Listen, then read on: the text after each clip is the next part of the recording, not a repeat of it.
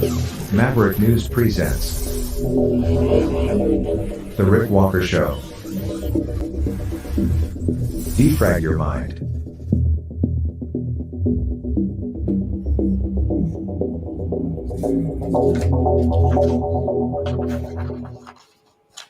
Good evening, everyone. I'm Rick Walker. Welcome back to the Maverick News Channel. Welcome, Maverick family and new viewers. The world is watching, and we're glad to have everyone here tonight.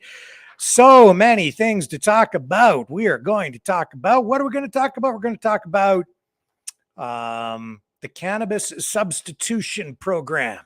This in the wake of the death of Jerry Martin out in Vancouver, who opened the drugs store, selling hard drugs to addicts in an effort to provide them with merchandise, drugs, heroin, cocaine, methamphetamine, MDMA, that it was not cut, that was pure, that was supposed to come from a safe supply, that was not contaminated with fentanyl.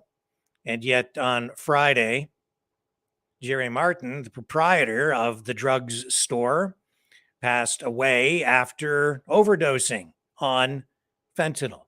A recovering drug addict himself, he fell victim to fentanyl and an overdose.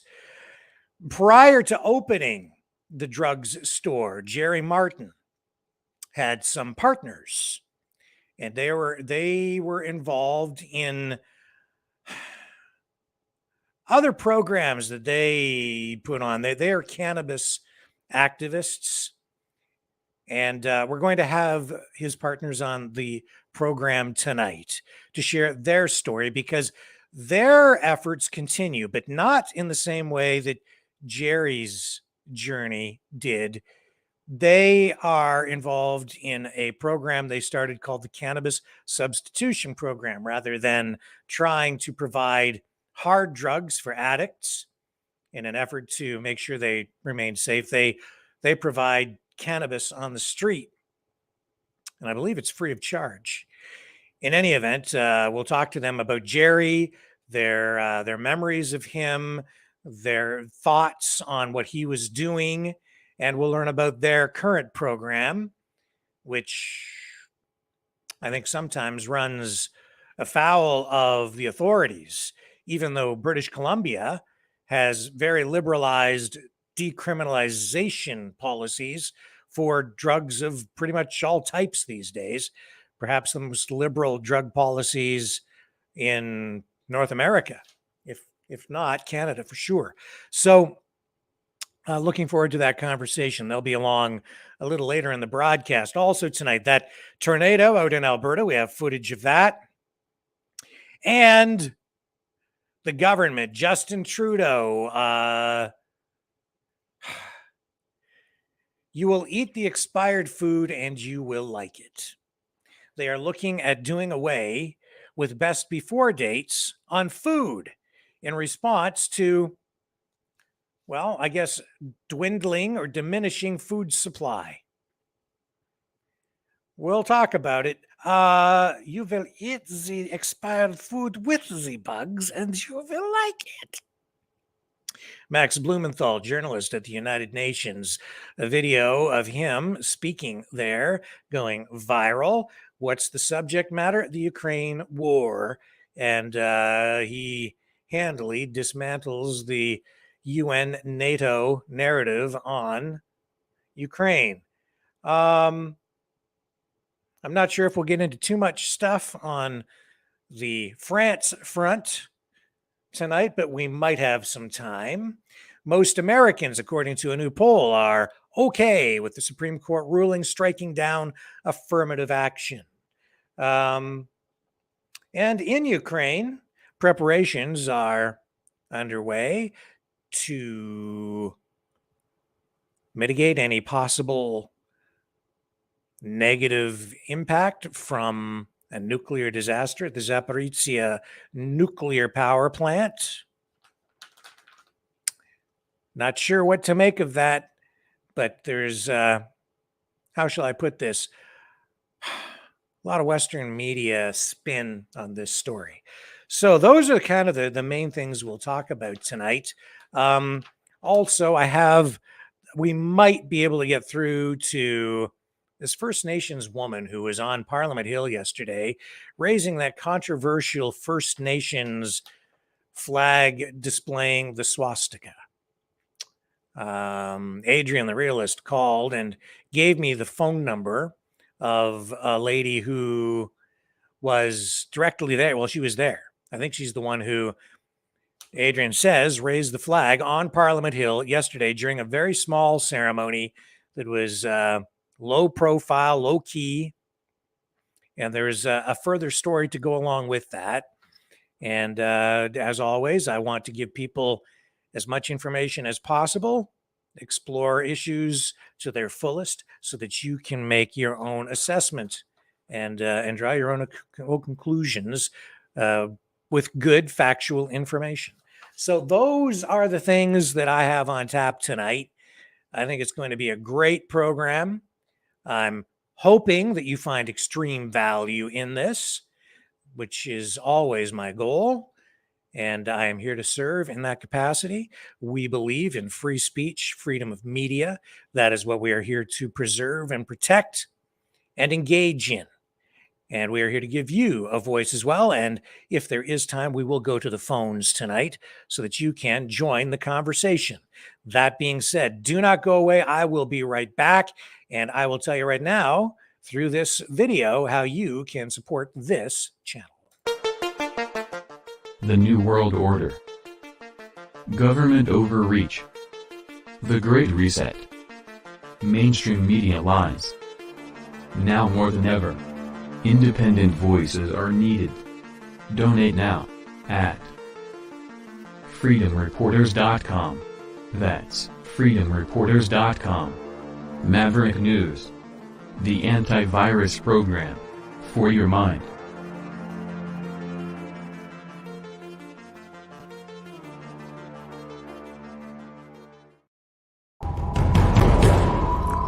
We are Mavericks.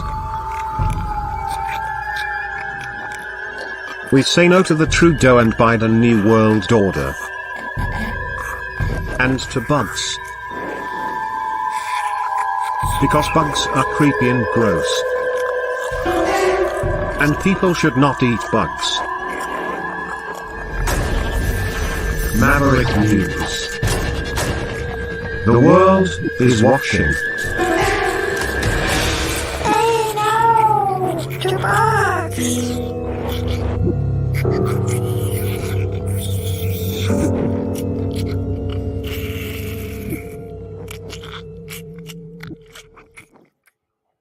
Oh, there's one other story that I forgot to tee up. We're going to get to that too. I mean, I'm laughing. I shouldn't laugh. But it's so... every day, it just gets weirder and weirder because truth is stranger than fiction. Yes, they do want to block the sun. Yes, they do. It's part of the Biden administration's, well, it's not policy yet, but they're looking at it because they're worried about global warming. So the solution is, well, just block the sun.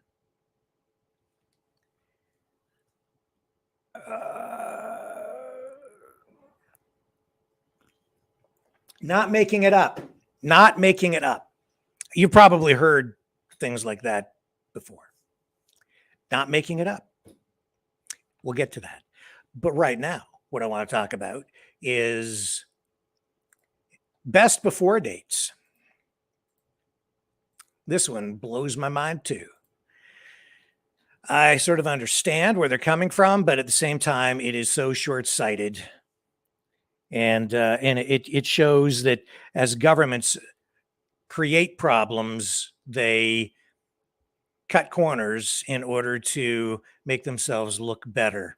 So they're looking at, the government of Canada is looking at reducing food waste, and they are joining other governments around the world at approaching this challenge by eliminating best before dates on groceries, foodstuffs. Why do we have best before dates? It's to tell people what the quality of the food is that they are purchasing and that they have in their homes to avoid things like the food poisoning. There is a system in place. You see, everybody seems to want to tear down the system, but there is a system in place that has been working fairly well for quite a long time, and it involves best before dates on food items that you buy at the grocery store. Now, it could be a best before date on the meat that you buy. It could be on the package of hot dogs that you buy. God knows what's in them, but there's a best before date on them. The breakfast cereal, canned soups, you name it. There are a huge range of different food products that have best before dates. But there's a House of Commons Agriculture Committee in Canada, which undertook a 4-month long look at the inflationary pressures being placed on food prices in Canada. The prices of food are just going through the roof. I know because I go shopping every week, and they've more than doubled in many cases over the past year here where I live for many things. And if not doubled, it's common to see 30-40% increases on many of the items that I buy regularly, whether it's fish or chicken or even breakfast cereal. I could not believe the price of breakfast cereal. And again, who knows what they're putting in that stuff? It tastes like cardboard, I know, and it probably has about as much nutritional value. But one regular size box of, say, mini wheats, $5.49 for one. For a box of wheat. In any case, this parliamentary committee has come out with 13 recommendations in a new non-binding report. And food prices have been increased. Man, food prices have been going up like easily for more than 4 decades. Well, probably since the implementation of the currency system that we have, which is, of course, debt-based. And as a result, you always get a degree of inflation, but it's off the charts right now. Why is this happening? Because the government has basically undermined the integrity of the economy through excessive money printing, excessive spending, increasing the debt at a rate that is unprecedented. Justin Trudeau in Canada accumulating more national debt during his time in office than all other prime ministers in history combined over an 8-year period. That's why you're getting inflation, folks. You have more money because of quantitative easing, where they're printing more money, putting more money supply out there, especially during the pandemic. You have more money chasing fewer goods.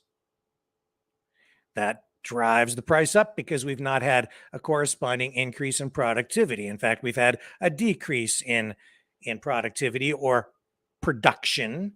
There are less consumer goods being produced in that period of time. Is forcing prices up. Increasing demand, increase the supply of money because we still have more immigration coming in. People still want to buy things. The government gives out free money. But the supply of goods and services does not increase. The supply of food has not increased. So they're looking at best before dates as one of the ways to address the growing demand for food and the diminishing supply, because they have supply side management practices in place, socialistic production policies in place in Canada. Through the agricultural programs, those policies are meant to keep prices elevated artificially to make sure that farmers are healthily compensated for their efforts. But best before dates, they say, are wildly misunderstood because they refer to the product's peak freshness. A lot of people think that a best before date indicates an expiry date. And so they will throw away food that the government says is perfectly good. Now, there is truth in that. A best before date does not mean you can't consume the food afterward. The problem with eliminating best before dates, in my view and the view of many others, is that if you just get rid of them, people will be guessing about the safety of their food. Right now, if you consume food beyond after the best before date, you better be looking online or getting some credible information about, say, how many days after the best before date can you safely consume chicken? Because if you get it wrong, you'll end up very, very sick.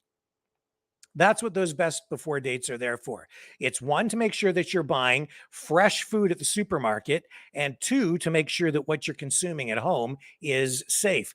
I think, in my opinion, that these best before dates are valuable to consumers. I think that they put the power into the hands of the consumers because those best before dates give you a very good indication as to when that food product was packaged, how fresh it is, how much time you have before you need to consume it, and how much value there is in what you are purchasing.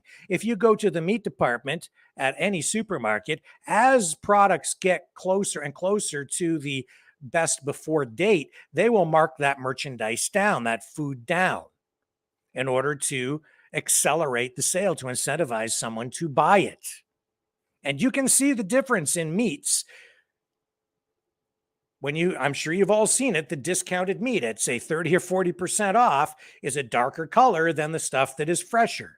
That's because there's oxidation that's taking place and there's more of it's beginning to degrade, decompose, essentially. There's more bacteria in it. That's just the truth of the matter. So you take it home, it's fine to eat it. You just have to cook it, but you maybe don't want to store it very long. You maybe consume it right away.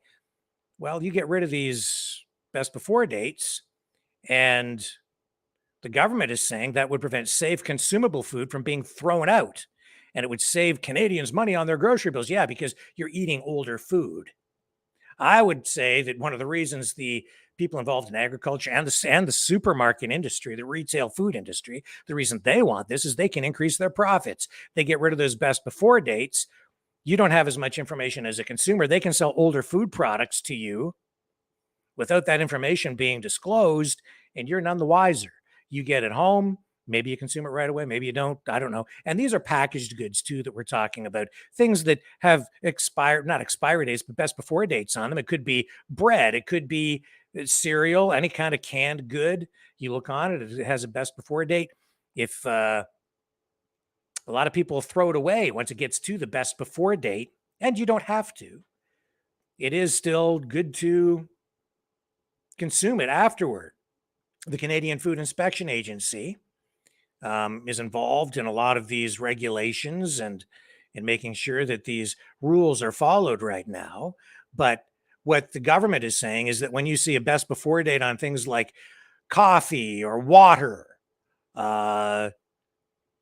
they could be consuming it far after the best before dates printed on those products.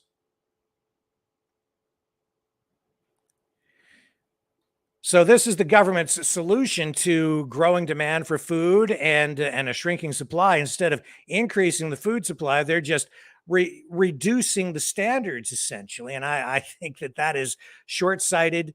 There's no question in my mind that if you cut this corner, if you reduce the standard, the quality level, if you eliminate these best before dates, you are going to end up with more people getting sick. Then you're going to end up with more pressure on the healthcare system. Because if you eat food that gives you food poisoning, you get really, really sick. You're going to end up with some very, very sick people on your hands. And let's face it, a lot of people don't even cook their meat enough now. And even as it is, a lot of people every year end up in the hospital. Some people even die from consuming undercooked meats. I think you're playing with fire, asking for trouble if they push this through.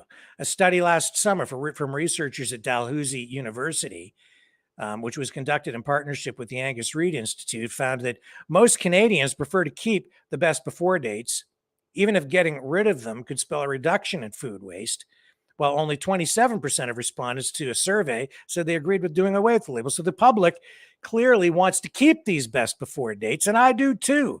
As again, I say that these kind of regulations are valuable to consumers. And while normally I'm very much in favor of just a free market with a minimum of government regulation, this is one regulation that I think empowers consumers, empowers the average person, and gives you it puts you on a level playing field as a consumer with the retail food industry and with the powerful agricultural lobby that represents farmers and big corporate agricultural interests and the government.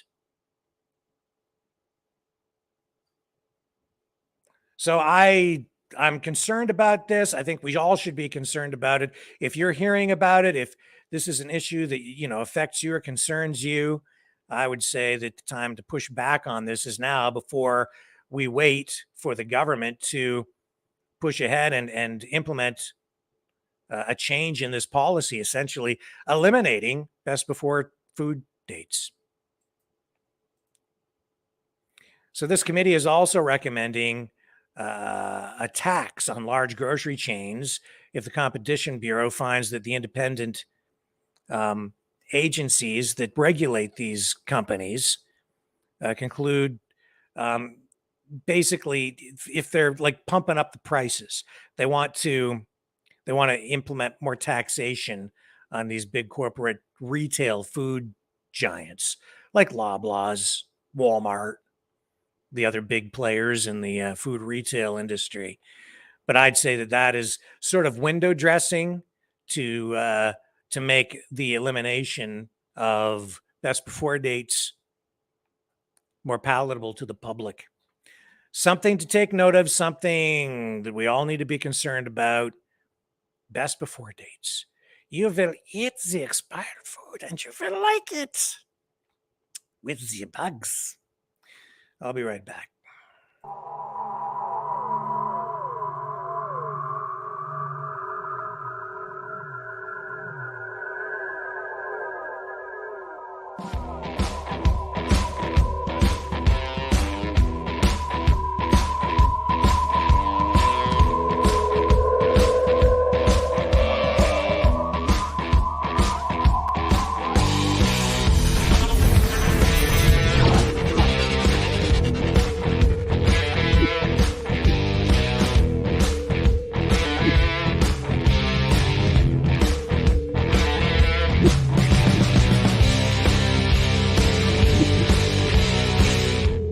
Maverick News.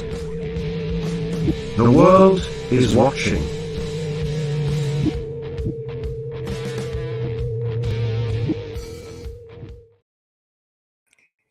Not only do they want to make you eat the old food and eat the bugs, they want to block the sun.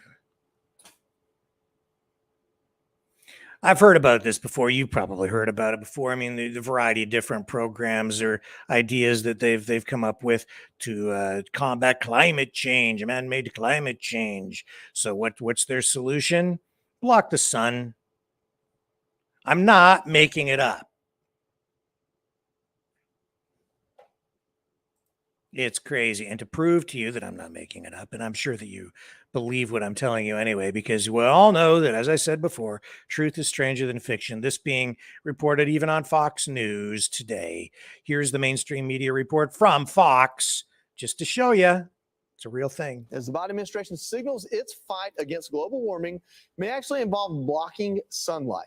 The White House posting research claiming, quote, solar radiation modification would enable better informed decisions about the potential risk and benefits of SRM as a component of climate policy, alongside the foundational elements of greenhouse gas emissions mitigation. Our next guest warns this is simply government's way to control your weather.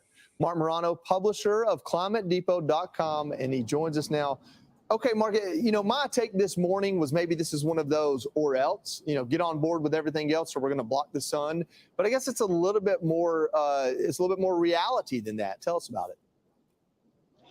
Well, this is actually Bill Gates funding this as well through Harvard University. This is retro 1970s. In the 1970s, they believed that our fossil fuels were creating aerosols, blocking the sun, creating man-made global cooling. So they came up with the same kind of geoengineering solutions back then. They wanted to put black soot on the Arctic to melt it. There was one proposal to use nuclear energy to help loosen the Arctic ice caps because they thought they were growing too much. And John Holdren, back in the Obama administration, also supported this kind of geoengineering, if you will, of the climate. This is radical, risky, unproven, unknown effects, but they're doing it as a sort of lever over us to say now in the Biden administration, kind of like, yeah, we know this is dangerous. We don't know the effects, but darn it, people aren't buying electric cars fast enough, or they're not embracing Green New Deal policies. So we have to risk our entire planet with this insane kind of research. It's basically weather modification. China's been doing it for years. It's another form of what the U.S. government has even been doing. The ABC News meteorologists bragged about the cloud seeding they're doing to increase rain or snow and storms. They will control the government will control the weather, and you will be happy. That seems to be the new motto. Yeah, I was just talking to Will about the cloud seeding. He's not sure if he believes it. And I said, listen, it's something they've been trying to do for a while. But on that same topic, if they don't get to block out the sun, they're going to try other, maybe more practical ways, like electric vehicles, pushing those on us. A poll out shows 59% of us oppose phasing out gas cars by 2035. 21% support Biden's policy on this. What's your take on it? Well, this is, I don't think we need a poll to show us these numbers. The American people have voted. Less than 7% of cars are electric vehicle sales in America. And that's despite massive subsidies, massive tax credits, mandates of banning gas-powered cars led by California and 18 other states with trigger laws. They have done everything they can to promote electric cars, and they're more expensive. They have less range, and all they do is increase our dependence on China. It takes fossil fuels to make a car. It takes fossil fuels to recharge the electric cars. It makes no sense. And what they're doing is intentionally creating car shortages by these gas-powered car bans to force us into mass transit. No, that one point there, inviting China into our auto industry and into our electronic industry while they're passing things like the CHIPS Act, a lot of it is kind of speaking out both sides of their mouth. Thank you, Mark Morano, for joining. Yeah, we'll just, block the sun. It's too hot. Just block the sun. What could go wrong? As I've said before, I grew up in the 70s, man, in the 80s. And I remember the climate environmental rhetoric that went around at that time. It was, back then it was acid rain, the depleted ozone layer. So everybody was walking around outside convinced that they were getting skin cancer every day. I remember the mania that surrounded that. Oh, it's the ozone layer. Yeah, you're all getting skin cancer today. Yeah, well, people do get skin cancer. It's still a concern today, but man, it was in the media all the time. So people were scared to death. And it wasn't global warming at the time. He's right. The scientists were telling us back in the 70s that global cooling was the big concern because there was too much pollution in the atmosphere and it was blocking the sun then. But then there were some scientists who said that global warming might be the problem. They couldn't make up their minds. And I remember in 1977, the Time year in review book came out, and I told you I've got a copy of it around here one someplace. I don't think they even realized what they did, but on one page it was about global cooling, and then you flip the page, and not on the next page, but the page over from that, there was a story about in 1977 global warming.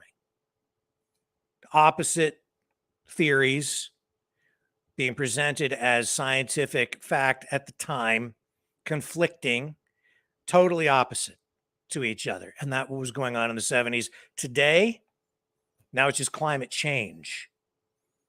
you can't get it straight, just say it's everything, I guess.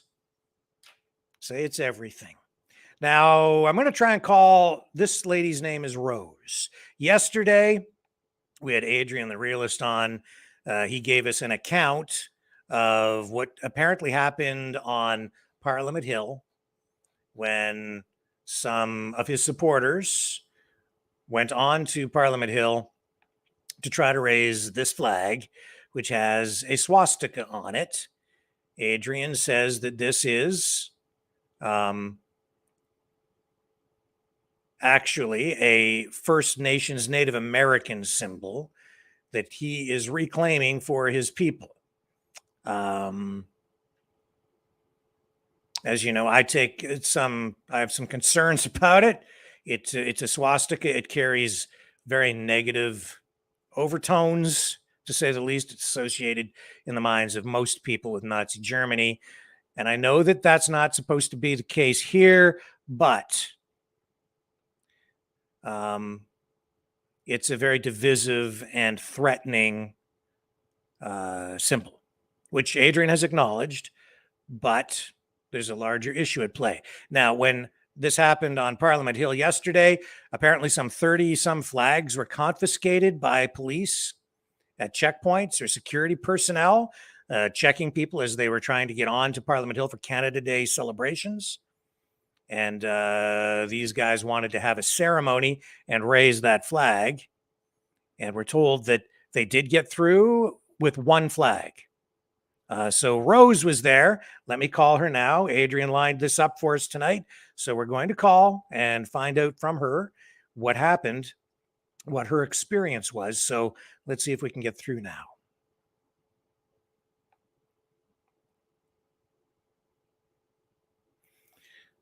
This is Rose. And we'll put her on speakerphone. Just hold her up to the microphone, and hopefully we get through.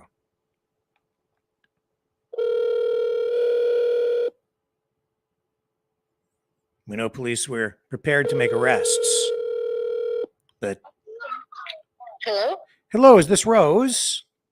It is so. It's Rick Walker calling. Adrian gave me your phone number and suggested I give you a call. Just to let you know, we are live on our program right now, and I think that he has informed you of what we do.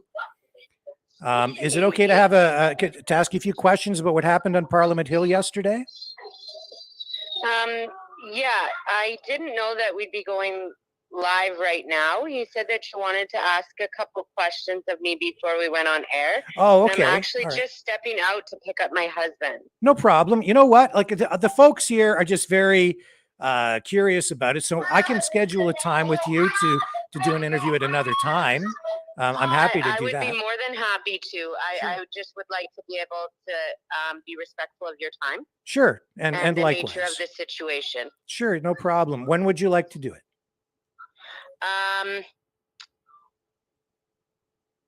Could we do tomorrow evening? Of course. In fact, I mean, we're on live every night. Is it okay if we do it live, or would you prefer to do it like pre-recorded? I don't mind doing it live at all.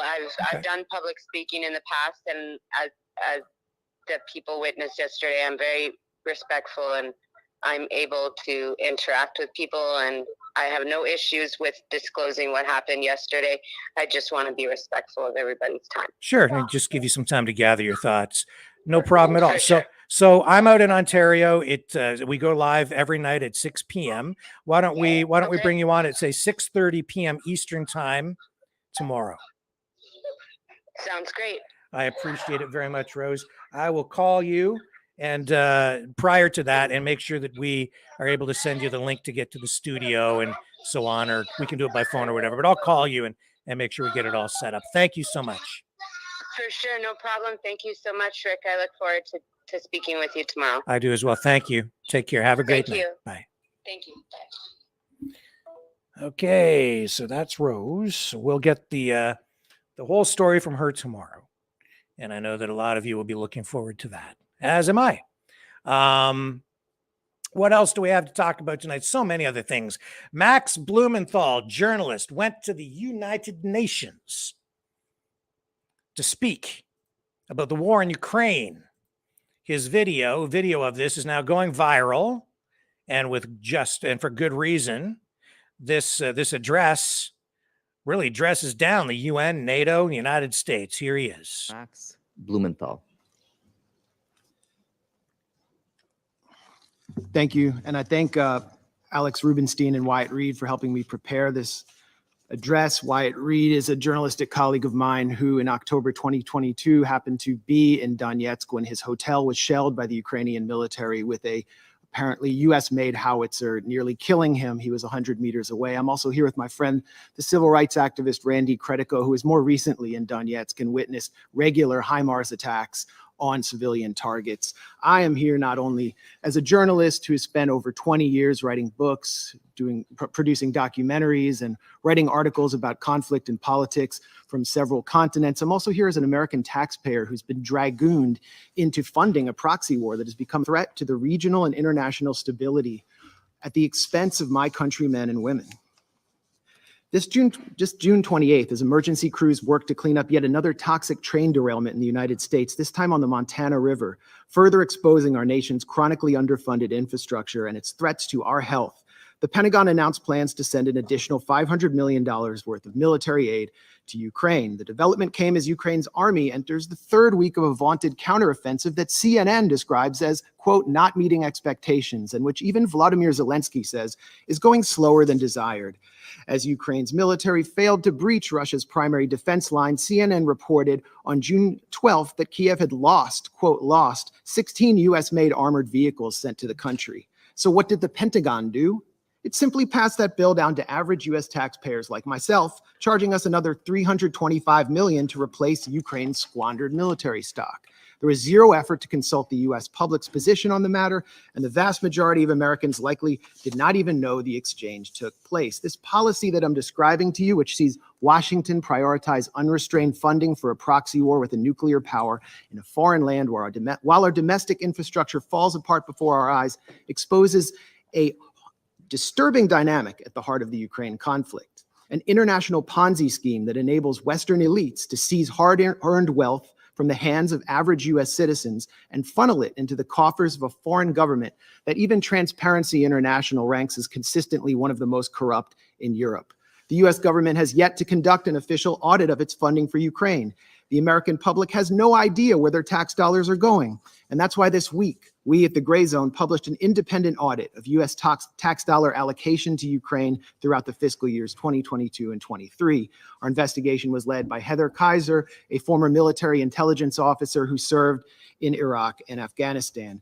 We found, among many bizarre payments, a $4.5 million payment from the US Social Security Administration to the Kiev government. We found $4.5 billion worth of payments from the US Agency for International Development to pay off Ukraine's sovereign debt, much of which is owned by the global investment firm BlackRock. That amounts to $30 taken from every US citizen at a time when 4 in 10 Americans cannot afford a $400 emergency. We found tax dollars earmarked for Ukraine, padding the budgets of a television station in Toronto, a pro-NATO think tank in Poland, and believe it or not, even rural farmers in Kenya.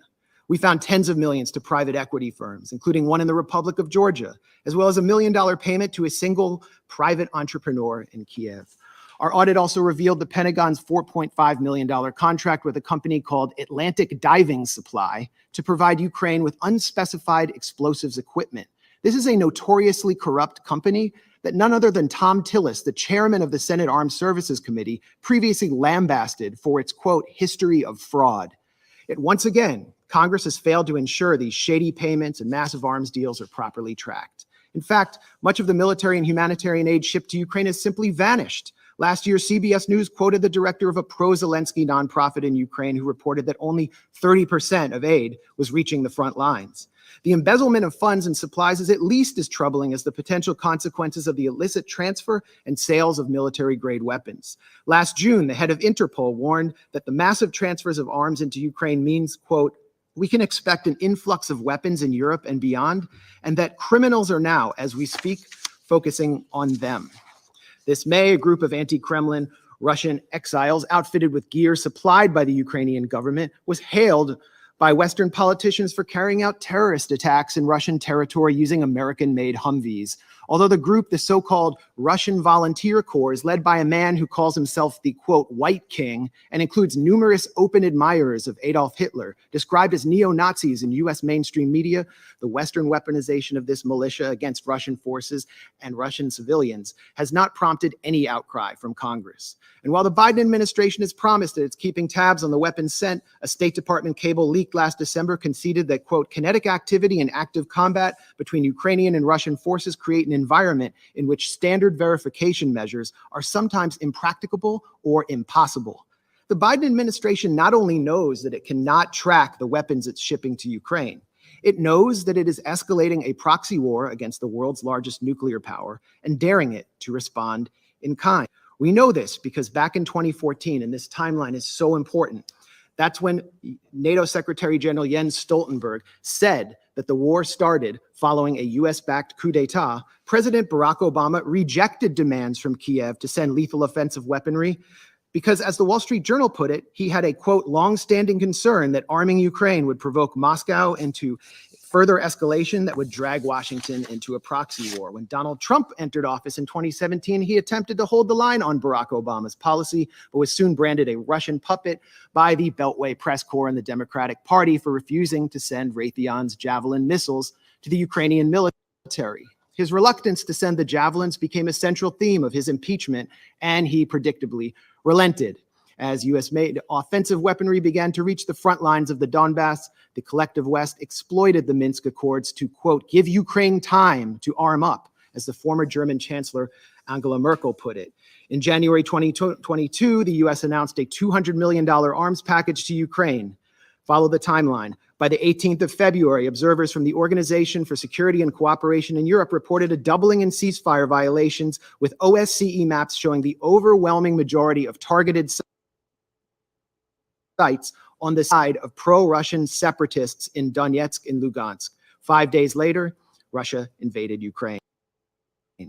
And since then, the U.S. and its allies have been scurrying up the escalation ladder at every opportunity. Quote, things we couldn't give in January because it was escalatory were given in February, a former State Department official complained after meeting with Ukrainian counterparts. And things we couldn't give in February, we can in April. That has been the distinct pattern, starting with, for crying out loud, stingers, referring to shoulder-mounted rockets. Sorry about the Joe phrasing. Biden himself said in March 2022, the idea that we're going to send in offensive equipment and have planes and tanks, don't kid yourself. No matter what you all say, that's called World War III. Just over a year later, Biden changed his tune, backing a plan to provide F-16 fighter jets to Ukraine, and after pressuring Germany to send in the tanks he once feared would provoke World War III. It would only take 2 months from the time Ukraine received HIMARS, Lockheed-made HIMARS systems for the U.S. for the Ukrainian military to begin targeting critical infrastructure, using them to strike the Antonovsky Bridge over the Dnipro River, and again 2 months later in a test strike on the Kakhovka Dam to see if the Dnipro's water could be raised enough to stymie Russian crossings, as the Washington Post reported. 3 weeks ago, the Kakhovka Dam was destroyed, triggering a major environmental catastrophe that caused mass flooding and contamination of the local water supply. Ukraine, of course, blames Russia for this attack, but has produced no evidence. Again, sorry for the freezing. I'm not sure why we're having issues, but this particular video freezing up on us tonight, folks. Around this time, Ukraine also baselessly accused Russia of planning a provocation at the Zaporozhye nuclear plant. This triggered a resolution by Senators Lindsey Graham and Richard Blumenthal, no relation to me, calling for NATO to intervene directly in Ukraine and attack Russia if such an incident occurred. The move by Blumenthal and Graham thus established a de facto red line for initiating U.S. military action, much like the one set down in Syria, which, as a former U.S. diplomat commented to journalist Charles Glass, was an open invitation to a false flag. Will we see another Duma deception, but this time in Zaporozhye? This time with nuclear consequences? Why are we doing this? Why are we tempting nuclear annihilation by flooding Ukraine with advanced weapons and sabotaging negotiations at every turn? We've been told by people like Senator Dick Durbin that Ukraine is literally in a battle for freedom and democracy itself. And therefore, anyone who opposes military aid to Ukraine opposes the very defense of democracy. according to this logic. So where's the democracy in Vladimir Zelensky's decision to ban opposition parties, to criminalize the media outlets of his legitimate political opponents, to jail his top political rival and his deputies, to raid Orthodox churches and jail clergymen? Where is the democracy in the Ukrainian government's imprisonment of Gonzalo Lira, an American citizen, simply for challenging the official narrative of Ukraine's war? And where is the democracy in Zelensky's recent decision to suspend elections in 2024 on the grounds that martial law has been declared? The answer is that Ukrainian democracy is harder to find these days than that country's commander-in-chief, Valery Zaluzhny. Senator Lindsey Graham has offered a much more grim, more on-the-mark rationale for supplying Ukraine with billions in weapons. As the senator boasted during a recent visit with Zelensky in Kiev, the Russians are dying. It's the best money we've ever spent.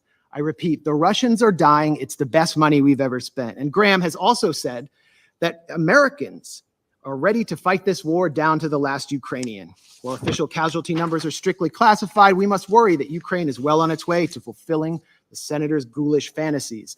As a Ukrainian soldier complained this month to Vice News, we don't know what Zelensky's plans are, but, quote, it looks like the extermination of its own population, like of the combat-ready and working-age population.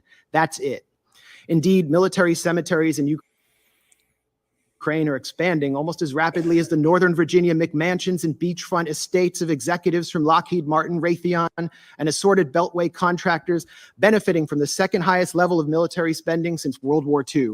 These are the real winners of the Ukraine proxy war, not average Ukrainians or Americans or Russians. The winners, or Europeans for that matter, the winners are people like Secretary of State Tony Blinken, who spent his time between the Obama and Biden administrations launching a consulting firm called West Exec Advisors, which secured lucrative government contracts for intelligence firms in the arms industry. Blinken's former partners at West Exec include Director of National Intelligence Avril Haines, CIA Deputy Director David Cohen, former White House Press Secretary Jen Psaki, and almost a dozen current and former members of Biden's national security team. Defense Secretary Lloyd Austin, for his former and possibly future board member of Raytheon, and an ex-partner of Pine Island Capital Investment, which collaborates with West Exec and which Blinken himself has advised. Meanwhile, the current U.S. ambassador to this body, the UN, Linda Thomas Greenfield, is listed as a senior counsel at the Albright Stonebridge Group, a self-described commercial diplomacy firm that also finesses government contracts for the intelligence and arms sector, and which was founded by Madeleine Albright, infamously known for her comments that the deaths by sanctions of 500,000 Iraqi children were worth it. So while military-age Ukrainian men are ripped off the streets by military police and sent to the front lines, the financially and politically connected architects of this proxy war are planning to walk through the revolving door to reap unimaginable profits once their time in the Biden administration is over. For them, a negotiated settlement to this territorial dispute means an end to the cash cow of close to $150 billion in U.S. aid to Ukraine. So in closing, when the United States, my country, a permanent member of this council, has fallen under the control of a bipartisan regime which seeks to perpetuate a proxy war for as long as it takes, in the words of Joe Biden, which considers diplomacy synonymous with unilateral coercive measures to, quote, turn the ruble to rubble, as Biden pledged to do, whose leadership subverts negotiations in order to pursue profit while refusing to properly inform its own citizens what they're paying for, and pushes the sons and brothers of its supposed Ukrainian partners out onto a killing field in order to bludgeon a geopolitical rival, when both Zelensky and members of U.S. Congress are calling for preemptive strikes on Russia, which have nothing to do with Article 51 of the UN Charter, this council must take action to enforce that charter.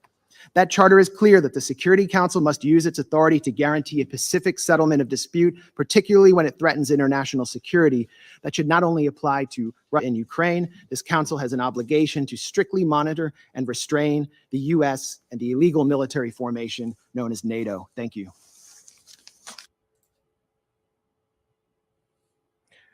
What do you add to that? Can't add much. Except that, again, I'm going to repeat what I said a couple of nights ago, that not only is war used as a money laundering operation, and I believe that is clearly the case in Ukraine, Ukraine is being used as a dumping ground for near obsolete or even obsolete weaponry. It's a way to offload the cost of producing armaments onto another country and taxpayers. And what we're seeing in Ukraine as well is a situation where the United States, Western countries, and especially the US, because of the massive debt, and Western countries with massive debt, they need to continue to expand their economies, expand their military. And the way to do that, in the minds of some, is through the military. It's very expensive to run a military operation globally and be the world's police person or police state. And you need to continually upgrade your technology, upgrade your armaments. So what better way to finance some of that by selling your old stuff off to another country? Send it into Ukraine. Indebt the country, because a lot of what is going on over there is it's money that is being lent to Ukraine as a nation state, holding the taxpayers, the citizens ultimately responsible for that debt, or Russia through reparations later if NATO is successful, or us as taxpayers on this end. And in order to finance the next generation of weapons, sell off to help finance that, sell off the old stuff, get rid of it. Oh, who needs weapons? Well, we better start a war over here, and then they'll need the weapons. Oh, we'll step right up. We'll defend you. What a racket. Just saying, folks. That's kind of the way it works. Don't kid yourself.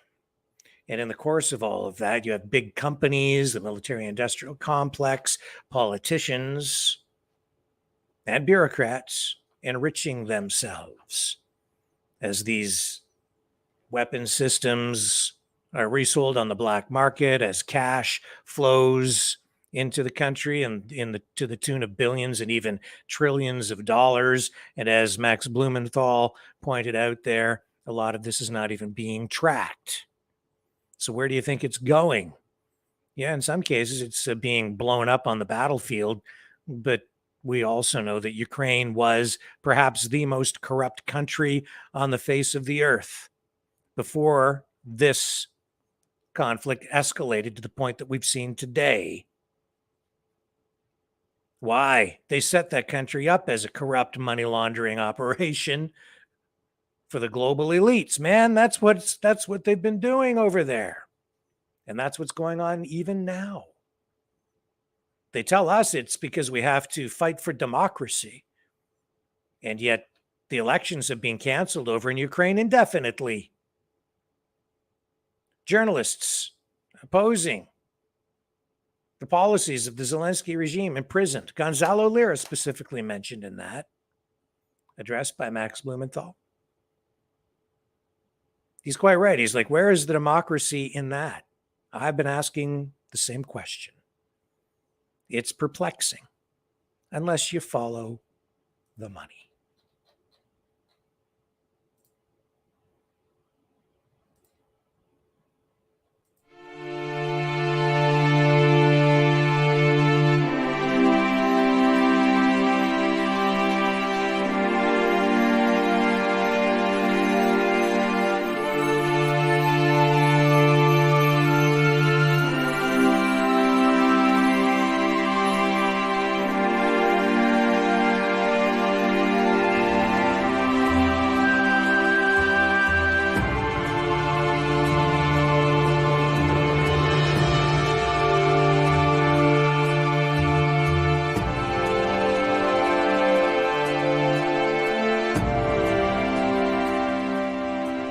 Maverick News. The world is watching.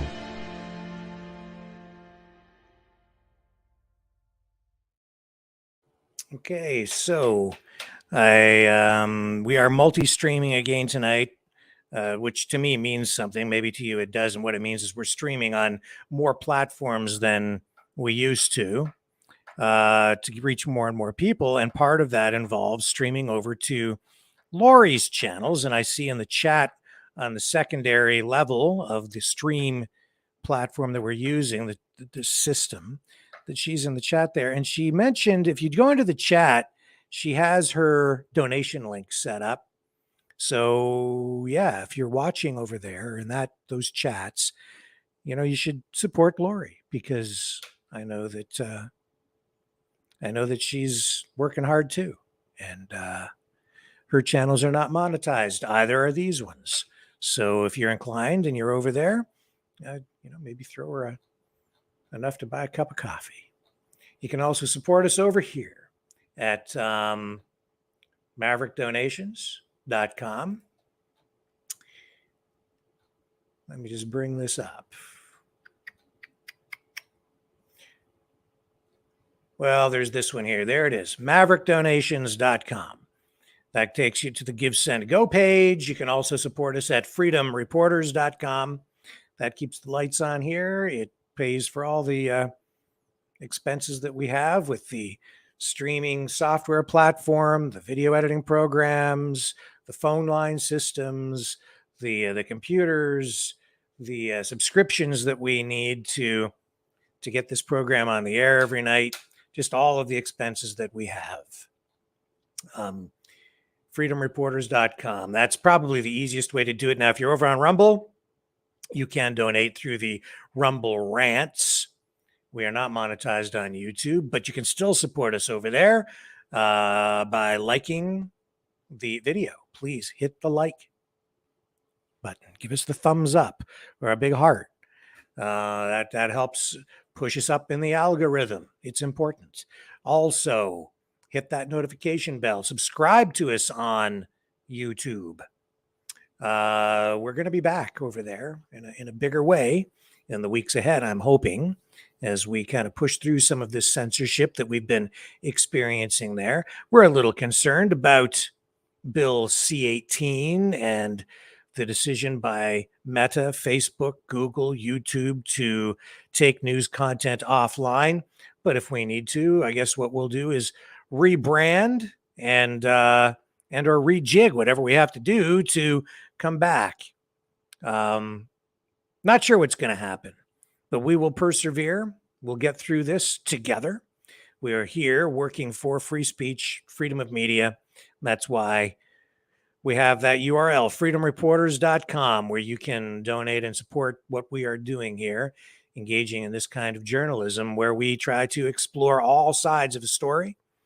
And yes, I do inject my opinion into this because the medium is different than it was when I was working in television. I think this is actually in many respects better because you have a voice as well, which is why you lend your voice to this. I lend my voice to this. We explore these issues together. That's why we have the call-in portions of the show. And I hope that you find all of that useful and informative. So don't go away. When we come back, we'll dig into the next issue of the evening. I shall return.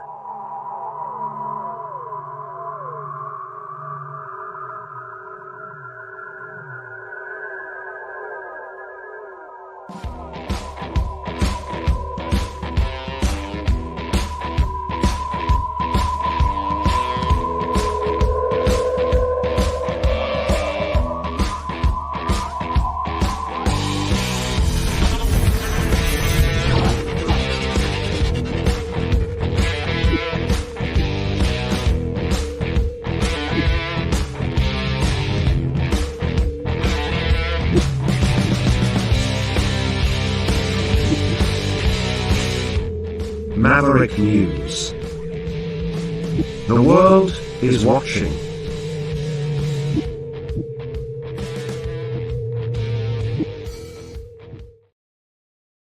You know, they say if one person dies, it's a human thing, right? It's something people can relate to if you tell them about it.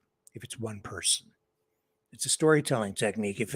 If a million people die, it's a statistic because there's no human connection there in the way that you interact with someone on a personal level. Nevertheless, in order to give all of us a chance to kind of consider the scale that a world war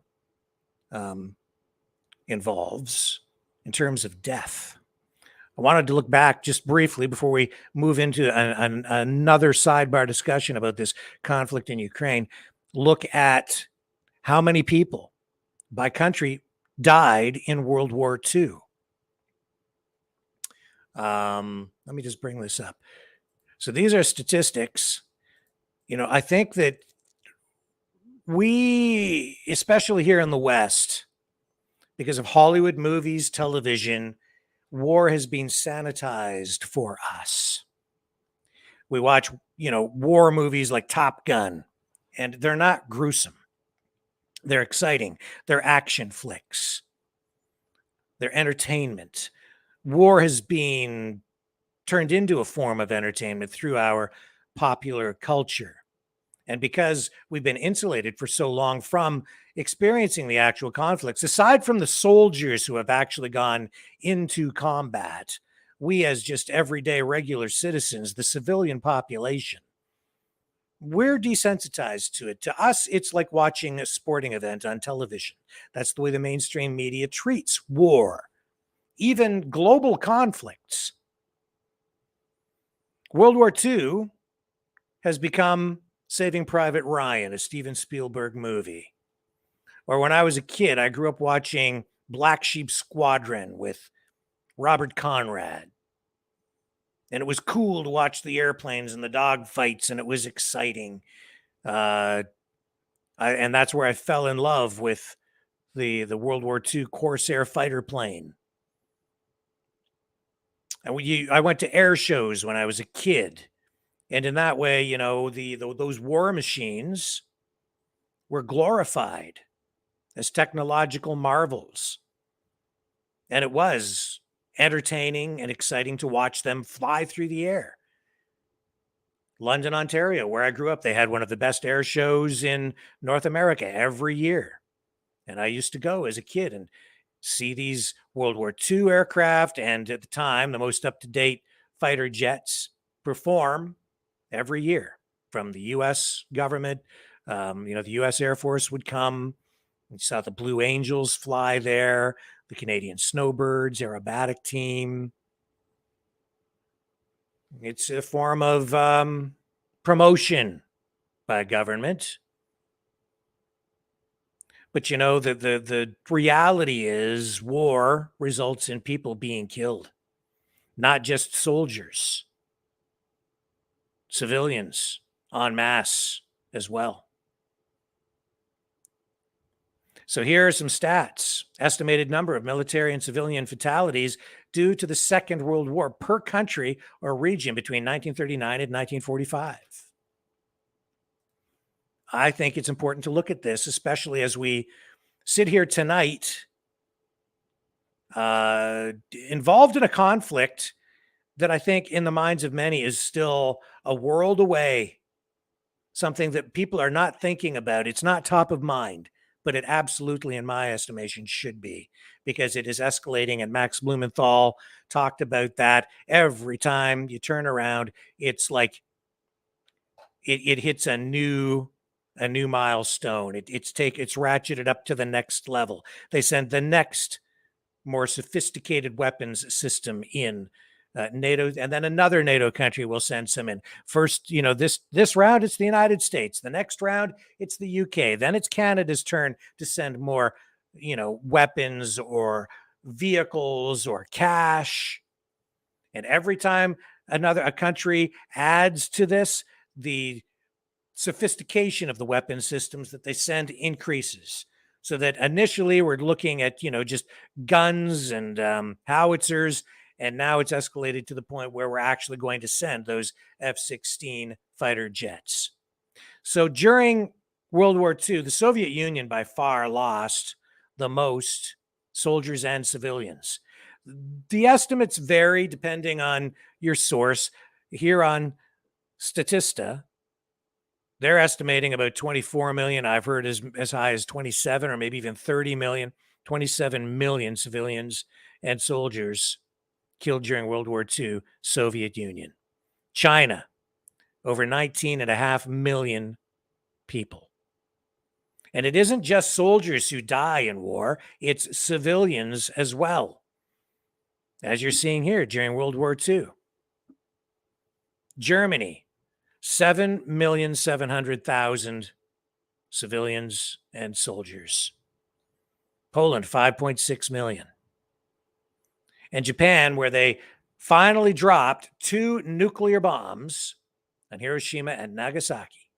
The United States dropped 2 nuclear bombs, and this, during the duration of the entire war, Japan lost 2,850,000 people. The Philippines, Hungary, Greece, France, Italy, the United Kingdom, 450,700 people killed. The United States, well down on the list, 418,500 people. 418,500 people killed. Americans. And you keep coming down the list. Where is Canada on this list? I believe it's somewhere around 40,000. Just let me just find here. Canada, Canada, Canada. Where are you, Canada? You're on there. I know you are. At 40, there it is there. Canada and Newfoundland, 44,090 people killed in World War II.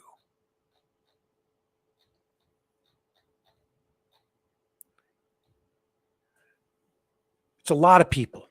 It really amounts to, at the time during World War II, somewhere around 3 to 3.5% of the entire population of the earth was killed in that conflict. The total number of people killed in World War II, somewhere between 70 and 85 million people. That's World War II. And aside from those 2 nuclear weapons that were used, it was a conventional war. And of course, you saw in World War II as well, the German system of exterminating Jewish people, war crimes, 75 to 80 million people, and so many people killed that we couldn't even keep track. So that we have estimates. That's how bad it was back in the 1940s. Imagine what would happen today if this war spills beyond the borders of Ukraine and does turn into a global kinetic war. What would that mean? Perhaps for the first time, we'll actually see war, conflict, bombs, shelling, maybe even nuclear weapons being used right here in North America. It's a very real threat. And even if they only conduct this war on a conventional scale, the weapons systems they have today, far more lethal, far more powerful, far more accurate, where they make us think that it's a kinder, gentler kind of warfare. But I don't think so. Oh, they say they only target military targets now. They don't target civilians. And they're able to do that with smart missiles that they can put right through a specific window in an apartment building with very specific targeting. Drones, powerful drones, even small, low-cost drones, all kinds of drone warfare going on. Targeting very specific targets, saying it's aimed at military targets. But even in Ukraine, what have we seen? We've seen civilians being killed. because war involves just that. It's about death, killing people. It's not a movie. Even though today it seems like a movie. The Iraq War. Man, you think back to the Iraq War. That was a war for television. They turned that into a TV series. And the coverage, you go back and look at that or any conflict like this, the mainstream media treats it like a football game. They get their graphs up behind them and their green screen computer generated images, and they can point to the graphics of the tanks and the troops and the lines on the map. And if this troop moves over here and then this guy comes around and flanks him over there, touchdown. And people sit at home and eat their Frito-Lay's corn chips and sip their Bud Light.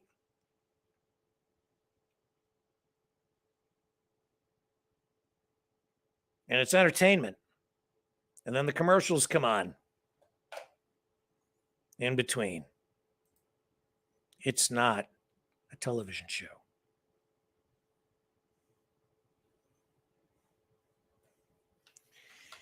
And they're able to sell it to us like that because so many people have been insulated. Generations have been insulated from the realities of war by the oceans.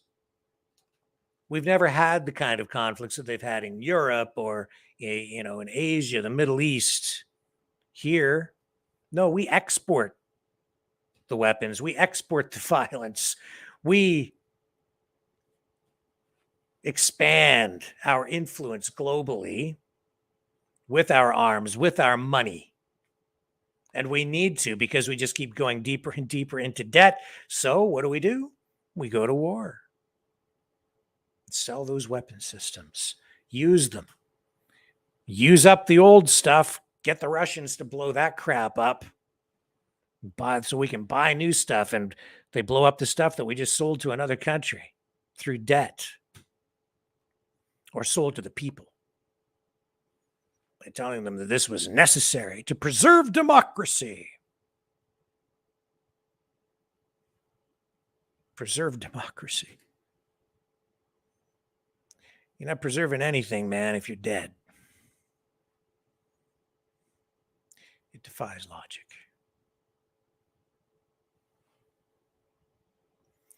75 to 80, maybe even 85 million people were killed in World War II. How bad do you think it would be this time around? And how close are we to a repeat performance?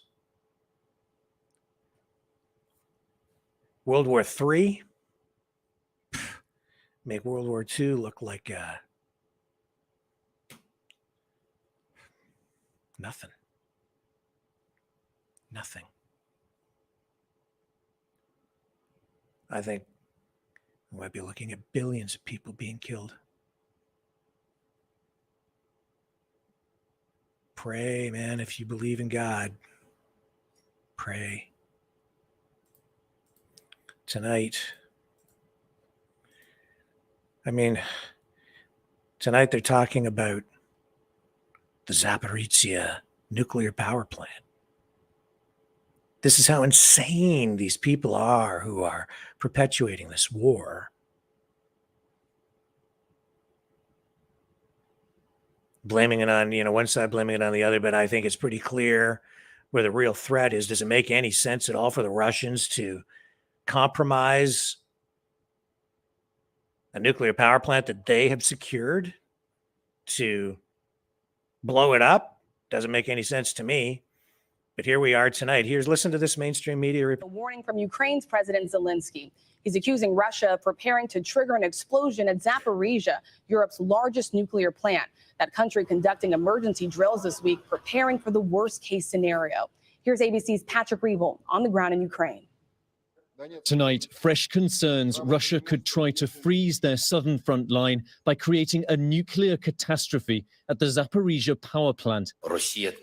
Ukraine's President Zelensky warning just today there is a serious threat. Russia is ready to provoke an explosion at the plant. Ukraine's military intelligence chief claiming Russia has finished placing explosives at the plant. Seriously? I'm questioning this, man. First of all, how do they know? What kind of intelligence is this really? Doesn't make any sense for the Russians to do this, in my estimation, at all. And what does this do? This sets the stage for a false flag. You prime the public with reports like this, and then the Ukrainians, or maybe even their allies, but we'll say the Ukrainians, then initiate some sort of attack to result in a disaster at the nuclear power plant. I mean, why else would they be talking about it? Obviously, it's a terrible place to engage in warfare. It would be an environmental disaster. This is the other thing that just floors me. These are leaders, Justin Trudeau, Joe Biden. They sit up there and they talk about climate change and we have to protect the environment. Meanwhile, they're blowing stuff up and burning fuel like it's going out of style by dumping it into fighter jets and tanks and blowing things to kingdom come with depleted uranium shells, contaminating the countryside. And now it looks like somebody might be getting ready to blow the Zaporizhzhia nuclear power plant. Oh. Yeah, but we have to preserve democracy, and I guess the environment be damned, because that's more important. At least it is over there. Huh. I'm having trouble buying this one. Ukraine this week holding emergency drills. These drills are taking place about 30 miles from the Zaporizhzhia nuclear plant. You can see that right now they're simulating decontaminating people who have been evacuated, supposedly after a nuclear disaster has happened. This after last month's explosions at the Kakhovka Dam put the world on notice, creating a humanitarian and environmental disaster, though Russia continues to deny involvement. Ukrainian officials consider nuclear sabotage to be the most drastic response should their current counteroffensive break through Russia's southern lines, where gains have come slowly. This tank battalion well, that's of the good for the 35th environment. Marine Brigade There's another Russian good thing for the environment. last month during intense That's firefights, environmentally friendly taking fire. us to their frontline camp. A lot of people in the West are saying that the counteroffensive is going slower than they hoped. What do you say to that? Everything is going to plan, says this tank commander. Everyone expects things will be fast, but that's not how it works. Sooner or later, we will kick them out. America's top general making a similar assessment. It's going to be very long, and it's going to be very, very bloody. And no one should have any illusions about any of that. Ukraine is fighting More for its environmentally life. friendly fire. Rachel, General Milley saying that the US is considering providing cluster munitions to Ukraine, as well as perhaps even longer range missiles. Awesome. Milley saying that Russia is using cluster bombs in Ukraine and that some European allies have already been providing them. Rachel. Oh, my goodness. Well, what have we got to worry about now then? They'll just send over more cluster bombs. Yeah, and see, they'll be ready. They've got a whole plan there in place for when that nuclear power plant blows. So they've been practicing. They know exactly how to deal with all the radioactive fallout and the people exposed to the radiation. Yeah, they're going to just hose them down, wrap them in tin foil, and take them away in a bus to some undisclosed location. I don't know where. Just get your potassium iodide pills and hunker down, duck and cover. Well, stay with me. We're going to come back and then we're going to take a look at some footage from that horrific tornado out in Alberta that is making international headlines tonight.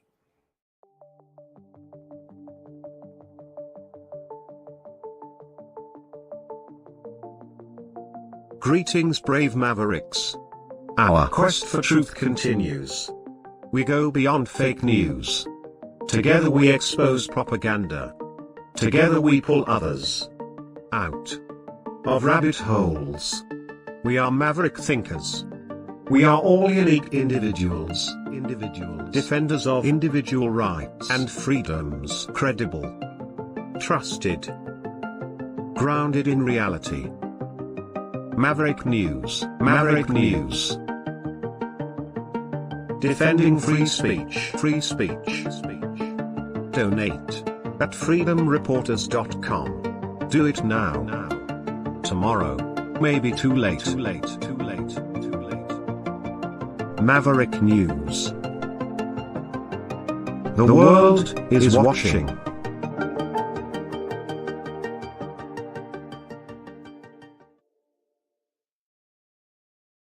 You know who consumes the most fuel? The military. All the time. Biggest consumer of fossil fuels on the planet. But we don't talk about that.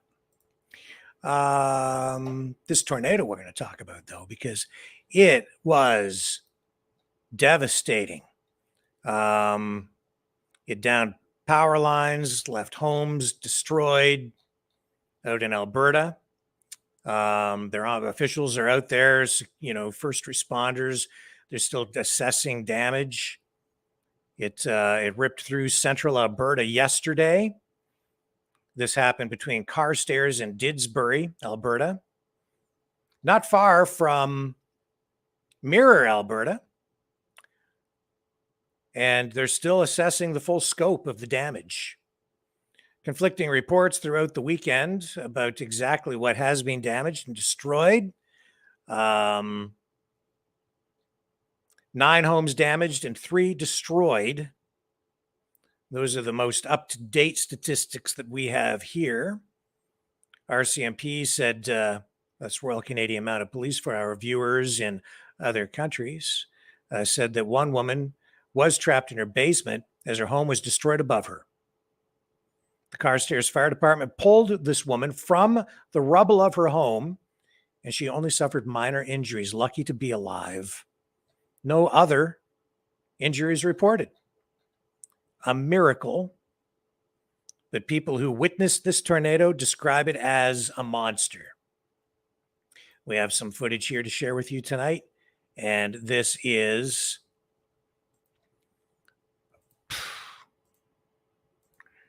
it just shows you the power of Mother Nature. Look at the size of that. Power. Scary.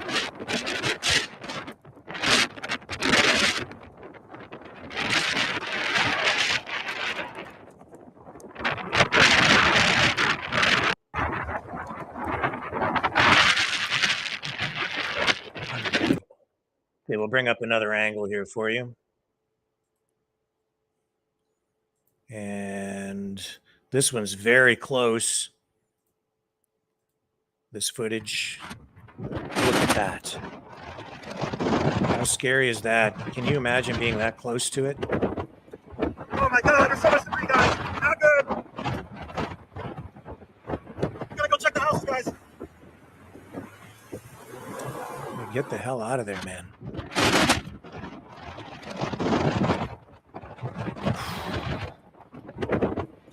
Oh my God, there's so much debris, guys. Not good. We gotta go check the house, guys.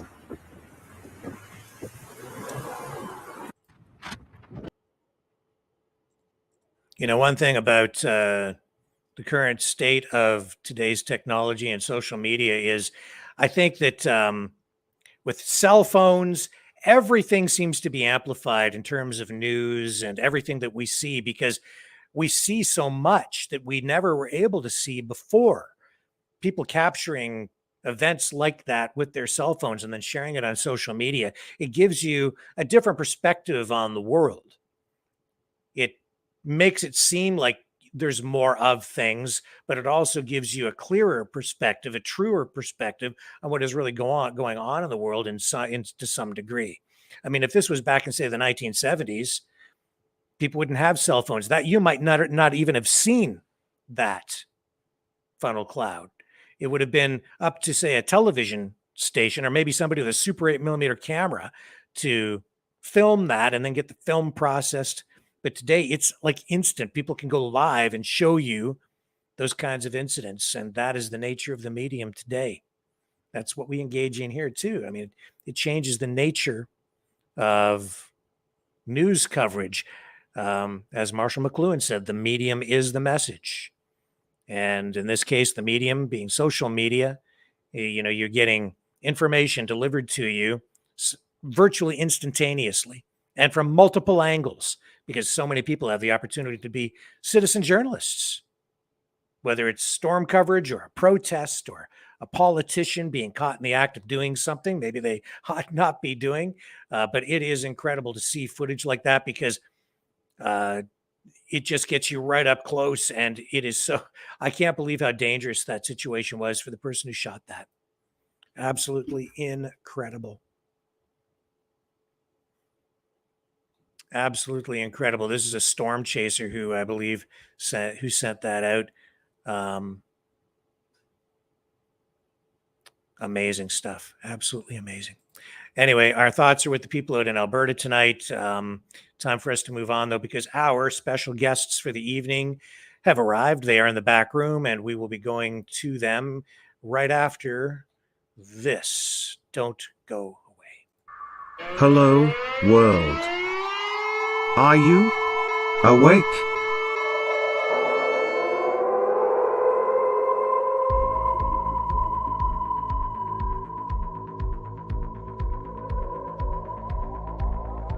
Uniting humankind by liberating millions of minds at a time. Maverick News. The world is watching.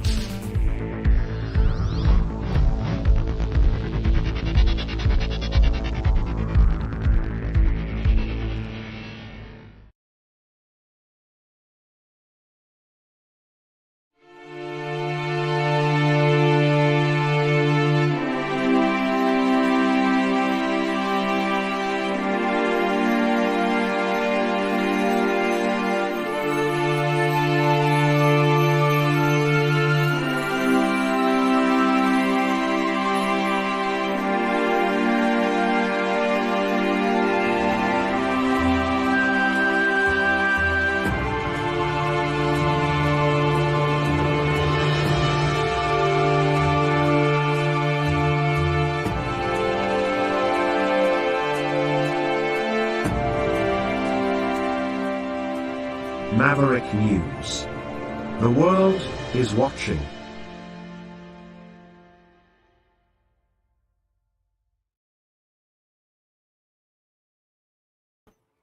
Okay, time to move on to our top story of the night, our feature interview.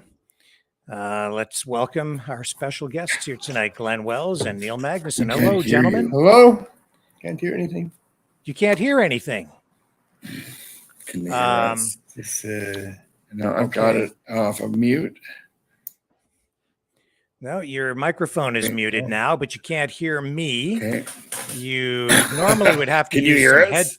I can hear you, yes. He's nodding his head. But you would normally be using headphones. We can't hear you. No. Or you have to have a speaker turned up. Turn up your speaker, your volume. Turn it up. Oh. Maybe now? Can you hear me now? Yeah. I can hear you now. Yes. Okay. A little bit of an echo coming back at a bit of a delay. Yeah. But no, that's okay. I think we're all right. As long as you can hear me, we're in good shape. Oh, we're good. I forgot to unmute it on the computer. Well, gentlemen, thank you for joining us on the program tonight. And a big thank you to Leo Lucier, who connected me with you guys again. I mean, he's awesome. He's totally awesome. I've met that man a couple of times, and great friend. Yes. Yeah. Good friend of the channel, good friend of mine now. And I'm so glad that we've been able to connect with him and that he's been able to connect us with you. Unfortunately, I mean, it's a sad situation that kind of brought us together because of the death of Jerry, who started the drugs store. You guys knew him. You were involved with him. He died of an overdose this past Friday, taken to hospital. Before we kind of get into the story of that, why don't you tell us tell the viewers how you came to know Jerry and what kind of person he was. So I've been an activist in Vancouver for the last couple of decades or more. And Jerry came from Saskatchewan to help us out in the Allard trial, where we were trying to fight for the right for the patients to keep their gardens. And so he came from Saskatchewan, where he had a dispensary there in Whitewood, Saskatchewan. And we got to know each other there. He was such a genuine, compassionate, good human being, on top of the world, other than the fact that, when he got raided there in Saskatchewan and they seized all of his stuff and they charged him with being a criminal, that was the beginning of the demise of Jerry. He was struggling mightily with his own, self-worth and things like that. And so I have a show on Pot TV for the last 4 years called the THC Show, Truth, Hope, and Change. And I had Jerry on every week for what we called the Martin Medical Moment. And we would discuss what was going on with him, with his case. And I literally watched the demise of my friend there fall back into addiction eventually, so depressed and upset and angry about what had happened and losing all of his possessions and his image and what have you with the stuff like that. And in my opinion, the government is responsible for his death. They may as well have murdered him. And I think we need some justice for Jerry Martin. And I don't know how Glenn met him, but Glenn was coming on my show every week as well, right before Jerry for the 420 session. And did you know Jerry before that? Yes. Yeah. Just briefly, right. He'd helped out a couple of times and stuff like that. So, and then he was a good contributor to Tubes and Dubes with us and stuff like that at Christmas time. He was known as the King of Compassion. He helped a lot of people. Yeah. He would walk by people that were living on the street and just give them a $5 bill. Yeah. Very, very sad. So you guys were involved with him and were you starting? I mean, you've got this program called the Cannabis Substitution Program. I think I incorrectly characterized it as the replacement program in the thumbnail, but it's the Cannabis Substitution Program. Was Jerry involved with that with you guys or not? Sure. He was a donator to us at the program. A big help in lots of different ways for sure. He certainly supported what we were doing here. I see. So we'll come back to that, but at some point you guys kind of split off because out in Vancouver, he decided to kind of take a different course. He had, I think, a brother who died of an overdose. And I think that was one of the things that convinced him to open the drugs store, where he was trying to provide a drug supply to addicts that was safe. Can you explain, and I know he's not here to speak for himself, but can you explain his logic and what his objectives were with that business? Well, sure. Jerry was a hard drug user in his youth, involved with the gang life and other things. And he straightened himself right out, went back to Whitewood, Saskatchewan, started living a simple life, ended up opening a dispensary. And, I just mentioned that they eventually raided him and how that all went. What we're doing here in Vancouver is trying to address this epidemic of overdose and death that's happening for the last it's over 7 years now. We're into our 8th year. And, Jerry, of course, had personal experience with that. And then his brother as well, like you say. And, we're all here trying to figure out how to solve this problem. And one of the big mantras of the movement or the area is safe supply. Now, of course, with the cannabis high-dose edibles, you can replace the use of those opioids. You can get through withdrawal with them.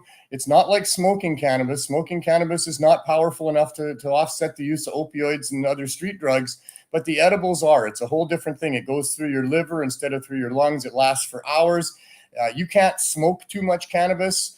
You'll just waste your money. Like the fourth good joint you smoke in a row isn't going to get you any higher or do anything for you.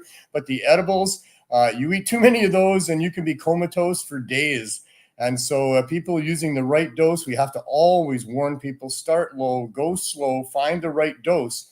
But at the right dose, we've got a couple hundred people more than that are now successfully on the other side of addiction by using high dose edibles. Jerry, and his contribution to that movement of looking for safe supply, because it's not for everybody. He wanted to try to have a safe supply of these other hard drugs as part of the answer as well. There's a lot of very controversial I personally have mixed emotions about how that works as well, although I'm certainly not in favor of the government criminalizing people for having powders or anything that, they think might help them feel better.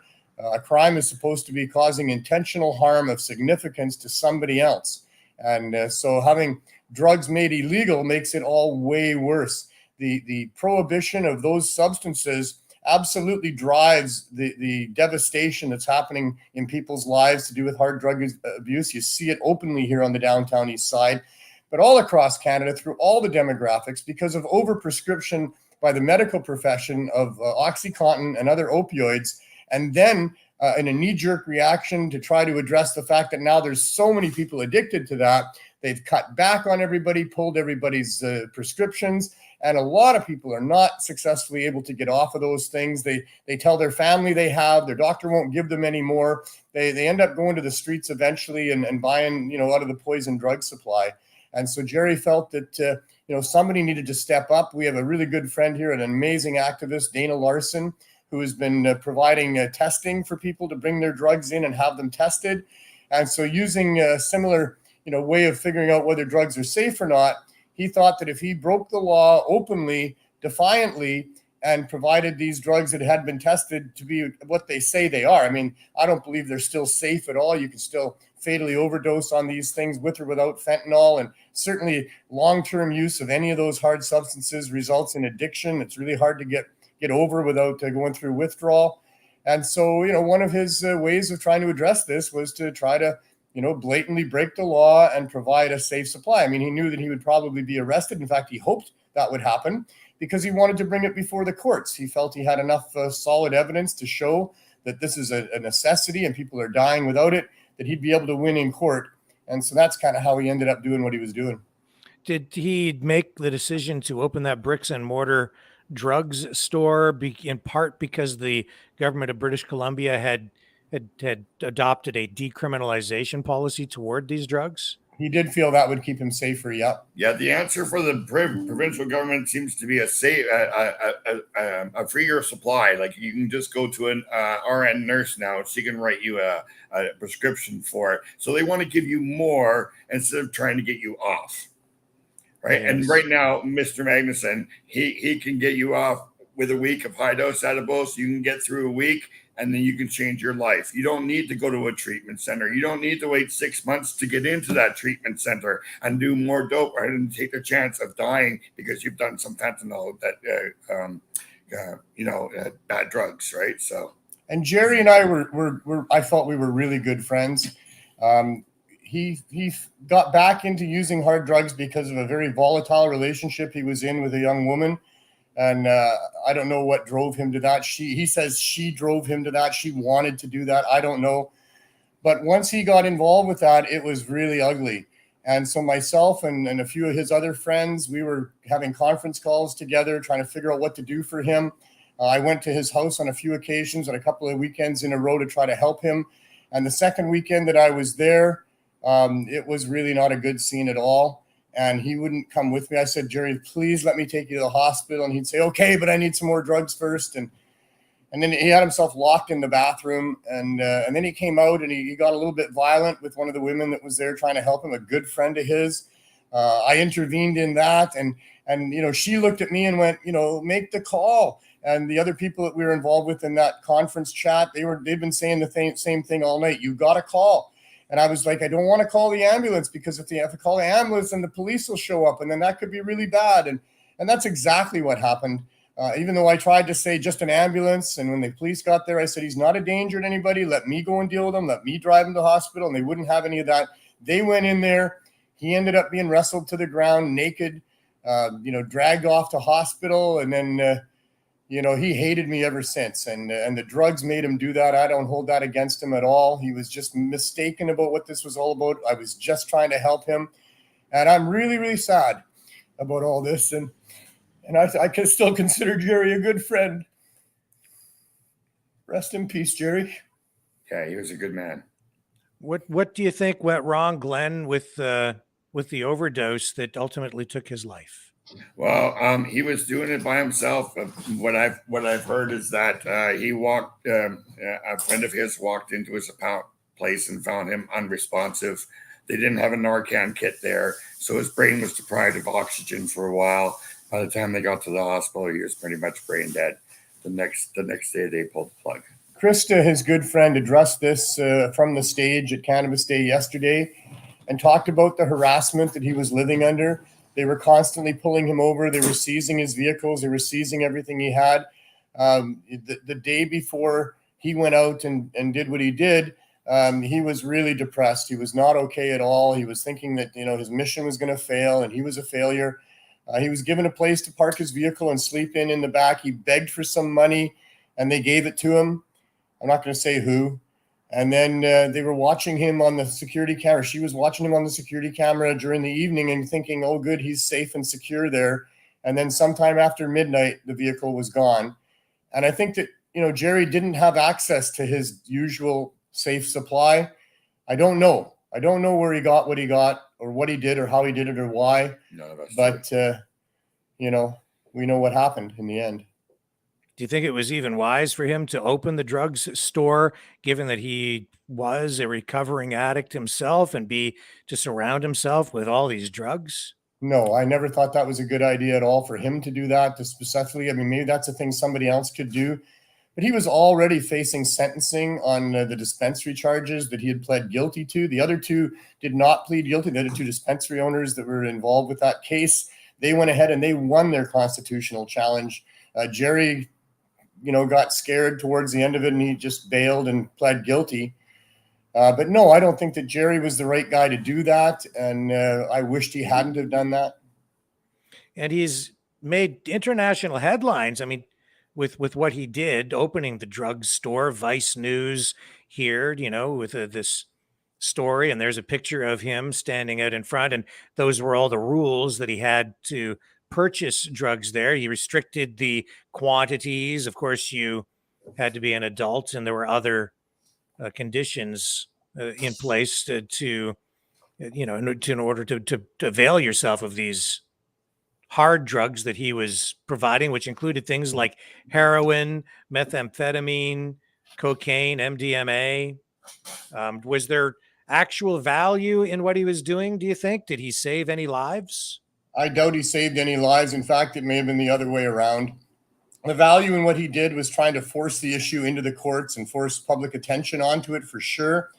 But one of my big concerns is that he wasn't going to be there available for everybody in a long-term situation, that there seemed to be people that were lining up to take advantage of his services that, were maybe first-time users thinking, hey, well, it's now legal to have some in BC and here's a place to get something that's safe. But I mean, once you're on those things, I mean, if he's not going to be there to help him with safe supply, and they're going to end up going down into the street corners of the downtown east side to find it, well, they're at risk of death. So no, I don't think that what he did really helped the addicts, other than in the long-term vision that he had, that in the end they would be helped, and I think that's valid. But no, I didn't agree with what he was doing. But he wasn't talking to me, in the several months leading up to this. I wasn't able to advise him or talk to him about any of that. And Rick, you don't understand, like, we are here on the downtown east side right now. Just outside that door, you can head down the street and people will offer you whatever you need. And if you turn left and walk 30 feet, you'll be at the RV that we've been using for 2.5 years to provide cannabis edibles as an option and cannabis high dose for people as an option. And if you walked out the door and you turned left and walked about 30 feet, well, there was Jerry with his mobile unit that day, parked there doing his thing. He was just right in the same block as us that day that he decided to do that. I don't know why he came to my block here. So what was the event that you guys were at yesterday, which I have queued up here from your Facebook? Yeah, we know, we can see it. Yeah, Cannabis Day. Cannabis Day is a protest against these government policies that's been going on since 1977, started by Buck Buchan and Calm in Edmonton. And here we are. I was going into yesterday really upset anyway, that here we are 46 years later, and I've still got to be angry at a federal government that is allowing people to suffer and die because they won't allow for the availability of high-dose edibles and low-barrier cannabis. And then the city of Vancouver, with our new tyrant of a mayor, has decided that he didn't want to have our political protest. So he fenced off this huge park that we used all the way around the day before and sent out 60 plus police officers to stand there and harass people and make sure that nobody cut Trudeau's grass and sold anything to do with cannabis. It was just horrific all day. I woke up this morning thinking I had just had a really bad nightmare. So, I mean, even though you have these decriminalization policies in place in British Columbia, they're still sending cops out to effect arrests at a Cannabis Day event.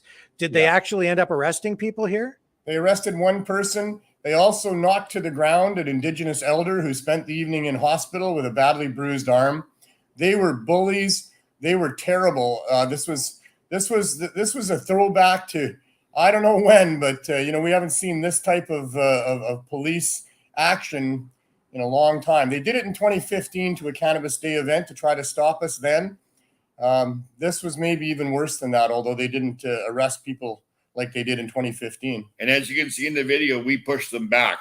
But this is all about medical access too, also, because me as a medical patient, I have PTSD and scoliosis, and I live on a disability of $1,690 a month. I cannot go into the government stores and buy every day. It's just too expensive. We want low barrier access so that people can freely afford cannabis at a lower price than $40 for an eighth in a government store. Mm-hmm. It is just way too many. There's so many people that we help with cancers, with all kinds of stuff, right? Seizures. And these events are extremely important for people because there is no real access for people for high dose edibles and low barrier access to affordable cannabis. When we have these events like 420, the Global Marijuana March, Cannabis Day, BC Bud Day coming up, people come from miles and miles around to get what they need. What the city did yesterday was seriously harm thousands of people that would have showed up expecting to be able to get what they need to help themselves with their medical problems, and hundreds of people that really rely on these events to help feed their families and pay their rents as well. And the actions against them by the city has caused great harm to thousands of people. As I tried to explain to the police through the microphone when they were all standing there, a crime is intentionally causing harm to people of significance. And what they did there that day was cause great harm to thousands of people with significance. And that's the crime, in my opinion. What they did yesterday to stop a political rally, to use public funds to try to stop this rally, all of that, in my mind, is a serious crime that's going on here in Vancouver right now, with a mayor who maybe thinks he's living in China and he's now the emperor, not just the mayor. He's not a public servant. He seems to think he's the authority. We're going to be targeting him all summer long. Is this an issue of freedom? Sure. And also an issue that you can carry 2.5 grams of hard drugs on you, but you can't get anything high dose edibles. And can't get any high dose edibles or any cannabis unless it's from a government store.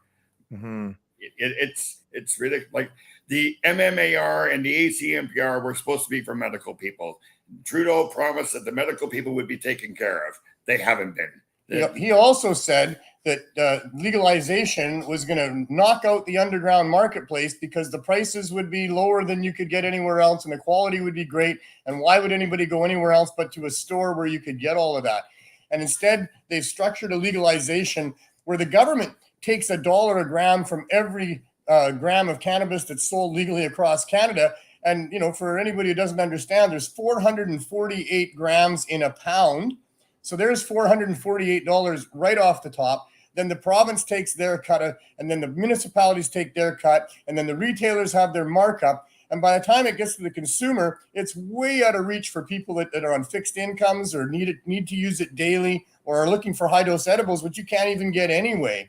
And, it's just a plant like any other plant. It grows as easy or easier than any other plant. It produces more biomass per cubic meter than anything else that farmers grow. Farmers bring to market cabbages and cucumbers and tomatoes at pennies on the pound. And we as consumers, we would never pay $10 a pound for any of it. That's outrageous. At $6.99, the grapes and the cherries and the strawberries are already out of reach for any families on a budget. And we're talking $10 a pound And here the federal government's already taken $448. And by the time it's at the stores, even their cheap stuff is $10 a gram. That's $4,480 for 1 pound of plant material that if farmers were allowed to grow it and bring it to market and charge what they felt was fair, would be similarly priced to all the other fruits and vegetables and herbs that are in our environment. Another example of government overreach and crazy government policies designed to maximize profit for certain people and the government itself. Yeah. And Mr. Magnuson is using people who have ACMPRs and MMAR medicine, which is federally provided, like given permission to grow, but yet they still want to allow him to use it for the people that he's helping. They want you to buy the government stuff, or they want you to use the government stuff. He's even said the stuff that you throw away and you can't use, because we've heard that there's a production call or some sort of a call every 3 months where they call out for a bunch of different strains, and if you don't have that strain, they don't buy it from you. So that grower is growing for 3 months for nothing. So why don't they give us that kind of stuff if they want to help us out? Why don't they allow us to start saving people instead of having him arrested? He's been arrested already. He's got a criminal charge for saving people's lives, and they asked him to stop. He says, I can't do that. I've sat in that window myself and had people come up to me and say, thank you for being here. You've changed my life. This changes my life. And what is the government afraid of anyway? I mean, they say that their supply is safe, indicating or implying that the other supply that's not government produced is not safe. And why would anybody want to go and buy something off some other person setting up in a park somewhere when you can walk into a store and get what you need and it's safe and blah, blah, blah? It's because their cannabis is already suspect as far as it being safe in the first place, and the prices are out of reach. So it's only because the government has come up with a scheme where they're not competitive with what would be just a regular marketplace. They've got to use taxpayer dollars to run this protection racket for their little monopoly at our expense, both from financially and for all of those people who were supplying in the first place. Before legalization, they estimated cannabis sales in British Columbia were between $7 and $9 billion a year. Legalization comes along. Almost none of those producers and distributors are involved or able to be involved in legalization. Many of them applied, but they couldn't get licenses anyway. So all of those people that were supplying cannabis like that, they had their lifestyle going on. They were able to pay their rent and feed their families with what they were doing there. And even though they were, against the law, now legalization comes in and they're just supposed to stop doing what they've been doing for all this time because it's now illegal. For them, it's been illegal since the beginning anyway, so nothing changed for them. Of course, they're going to keep doing what they were doing. So this is just an absolutely obscene. The cannabis file in Canada has got to be one of the most horrendous examples of government corruption that we've ever had. Well, in a way, it's also illustrative of the differences between just a straight free market system and a government controlled system. Is that fair? 100%. If the marketplace could decide farmers would produce cannabis, of course, you wouldn't be able to buy anything else for a while. All the farmers would turn all of their usable land into growing cannabis if they were allowed to. And eventually they would undercut each other, and the prices would come down. And eventually somebody would say, hey, I really love strawberries. I'm willing to pay $100 for a pound of strawberries. Would some farmer please grow me some strawberries? And I guess they would. And then we'd have other things back in the marketplace.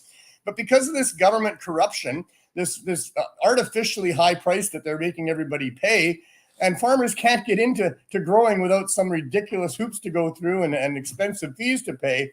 So that's how they're managing to maintain all this the way that they are.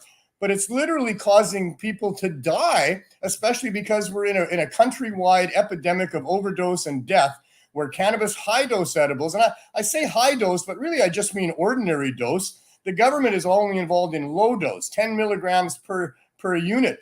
And 10 milligrams is absolutely the right place to start if you've never used cannabis before.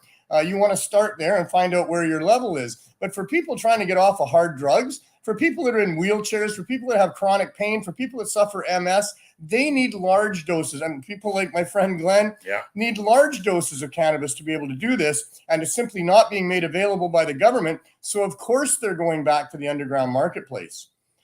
I would point out that the Cannabis Act, this horrible piece of legislation, its stated goals are to prevent people from using illegal cannabis, implying that there's some danger in that, and trying to keep people from being engaged in illegal activity as to purchasing or selling these things. But the barriers within the Cannabis Act make it so the Cannabis Act itself is the biggest impediment to reaching its stated goals. The poor people, the people that need high-dose edibles, the daily users, they're forced into the underground marketplace. They're forced to buy that illegal cannabis. And it's even worse than that, because many of them can't find those high-dose edibles. They can't access low-barrier cannabis. They go into the poison hard drug supply to solve their needs. And when the government's tried to shut us down here over the last couple of years, we've had many people come to us during those times very concerned about what they're going to do. Are they going to have to go back to using crack to try to get some sleep at night, or what are they going to do? You know, it is just really, really disgusting what's going on here. It's twofold. It's because greedy corporate people that have influence on the government were the stakeholders that were involved in the decision to make it the way that it is. And two, I think the Canadian government, rightly so, should be very, very embarrassed and maybe even worried about the implications of having used Canadian tax dollars to the tunes of billions of dollars over this last 100 years of prohibition, criminalizing people, ruining people's lives for nothing. There's no justification in making cannabis illegal. My goodness, if you're going to make anything illegal, make alcohol illegal or commercial tobacco illegal, which kills 4 to 5 million people every 12 months around the world. But cannabis doesn't harm anybody, never been an overdose death, not addictive, no reason to use the criminal law against people. And I think that the Canadian government is probably rightfully so worried that they would be liable for damages for what they've done over these last 100 years. And I guess these cops are really being used to enforce an economic or business model of government control. Must be nice to have all those tax dollars and all those police forces to be able to protect your monopoly. Yeah. Yesterday, the Vancouver police were protecting the Cannabis Safety Unit or Community Safety Unit? The CSU. We call it the CSU. In the province of BC, they put together a unit called the Community Safety Unit just to really give us a poke in the ribs, nothing but community safety. But this multi-million-dollar funded enforcement unit that runs around and makes sure there's no medical dispensaries to compete with the government's non-medical dispensaries. They were there yesterday, a half a dozen of them, also on the taxpayers tab, but they had to be surrounded by VPD at all times to protect them because they are extremely hated in this province. They take a lot of medicine from a lot of patients. When they shut down a medical dispensary, there's thousands, usually 1, 2, 3,000 members of that dispensary, and all those people are just horrified by what they're doing and not being able to get what they've been using to help themselves. So tell me about this. Sorry, go ahead there, Glenn. I was going to say Vancouver put the cannabis situation on the map, right? We had many stores here for many years. The city was supporting it and really because they could see the benefit that it was doing. And then this law comes along and they all have to shut down. It's like Neo said, nobody's ever died from cannabis. Nobody's ever overdosed from cannabis. The government doesn't want to call it medical. They want to call it recreational because if they did medical, then they would be lying for all those 100 years that they said that cannabis was not good for us. And the federal government still maintains there's no medical value to cannabis. They reluctantly allow for these thousands of doctors that write people's prescriptions to be able to use it. That's still, in their opinion, not a medical viable substance, even though all you'd have to do is Google the endocannabinoid system to see how the cannabinoids mimic the chemistry that our body creates to maintain homeostasis and deal with trauma in our bodies. Yes, he's smoking weed, Gucci. So tell me more about this substitution program. How does that work? So, as an activist back in 2004, in a partnership with David Malmo Levine, we opened what was Vancouver's second dispensary. There was the there was the Compassion Club here, but we opened the Herb School, the Vancouver School of Drug War History and Organic Cultivation, right at Main and Hastings. We had a lady there named Lady Marijuana who would make cakes and brownies for us. It didn't take too long of being there before we were having many people from the neighborhood coming in and thanking us profusely for being there and telling us about how the edibles were helping them get through an entire night without using the other drugs. And then after a while, we had many people saying, we're not using them other drugs anymore. Thank you. Cannabis saved my life. And I know so many people that say that that's the truth for them. So now, fast forward to 2016, where now we have an epidemic of overdose deaths going on, and I have a solution. So I could not sit idly by. First, I went to VANDU, the Vancouver Area Network of Drug Users. They were well aware of the value of cannabis. In fact, they had me set up a little dispensary in 2009. But the lawyers for VANDU, they're a government-funded organization of peers, trying to deal with the oppression of the people using hard drugs. And they were shut down. What I was doing there was shut down by the lawyers after 2 weeks. But VANDU was very aware. And of course, advocating for hard drug users, they were very aware of the harm reduction value of cannabis. So I got their unanimous approval to move forward and to work in a collaboration with them to make it as easy as possible to get high-dose edibles to people. I then went to City Hall and presented to them, to City Council. I held up a bag in a plastic bag of high-dose edibles, and I said, this is the real safe supply that we need to make available as easy as possible for people, and City Council wanted none of it. I then went to the Vancouver Police Department with my lawyer. We explained it all to them. A deputy chief came and shook my hand and thanked me and said, there's not really much we can do for you. I said, I know, I just wanted to let you know what we're about to do. I waited 2 months while I had a professional lobbyist try to get City Council on board with no success. And after that 2 months, I had gathered enough donations from my dispensary friends that I went to VANDU and started handing them out. I did 4 Saturdays in a row just by sort of coincidence, never saying when I was coming back. Just I would spend the week gathering up more donations, and by Saturday, I would show up there around noon. And on that 4th Saturday, there was quite a lineup of people, and there was a handful of people there, wanting to volunteer to help me. And from that point, we did every Saturday for a full year. We then moved to 2 days a week because the lineups were out of control. 250 people lining up for hours to get what we were handing out there. So we went Thursdays and Sundays, and a year and a half into that, so now 2.5 years into the entire program, and the City of Vancouver passed a motion unanimously to support what we were doing with low barrier access. At that point, we went and found ourselves a storefront to get those poor people off of the streets and into a dignified setting, a safe setting, a storefront that they could come to 6 days a week, 8 hours a day. But instead of city staff coming like they said they would and assessing whether we were helping the neighborhood or not, we had city licensing come, and they were like, nope. And because what I should mention is at that point when we got the store, I formed a collaboration with a for-profit dispensary that I started with a partner of mine so that we could pay the rent, we could pay the staff, we could pay the hydro and the bills and keep it going that way, independent of the CSP. Although we housed the CSP, we paid the rent for them, and we gave them a portion of our sales to make sure that they could survive and maintain what they were doing. But the city licensing said, oh, no, you can't be selling cannabis without the provincial license.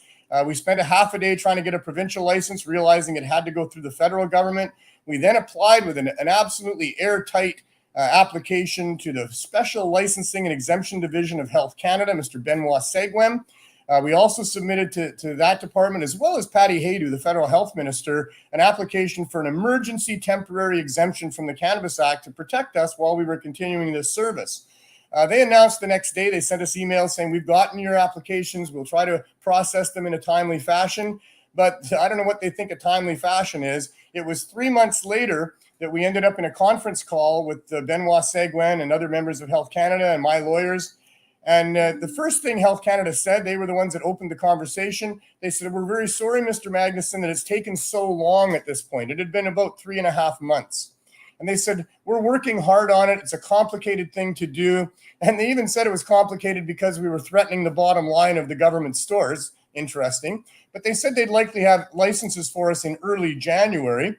but they didn't tell me which January they meant, because now 3 of those Januaries have come and gone, and all we've had from them is continuing excuses and delays. A year ago, they sent me an intent to deny our application that we could respond to, and my lawyer responded to that.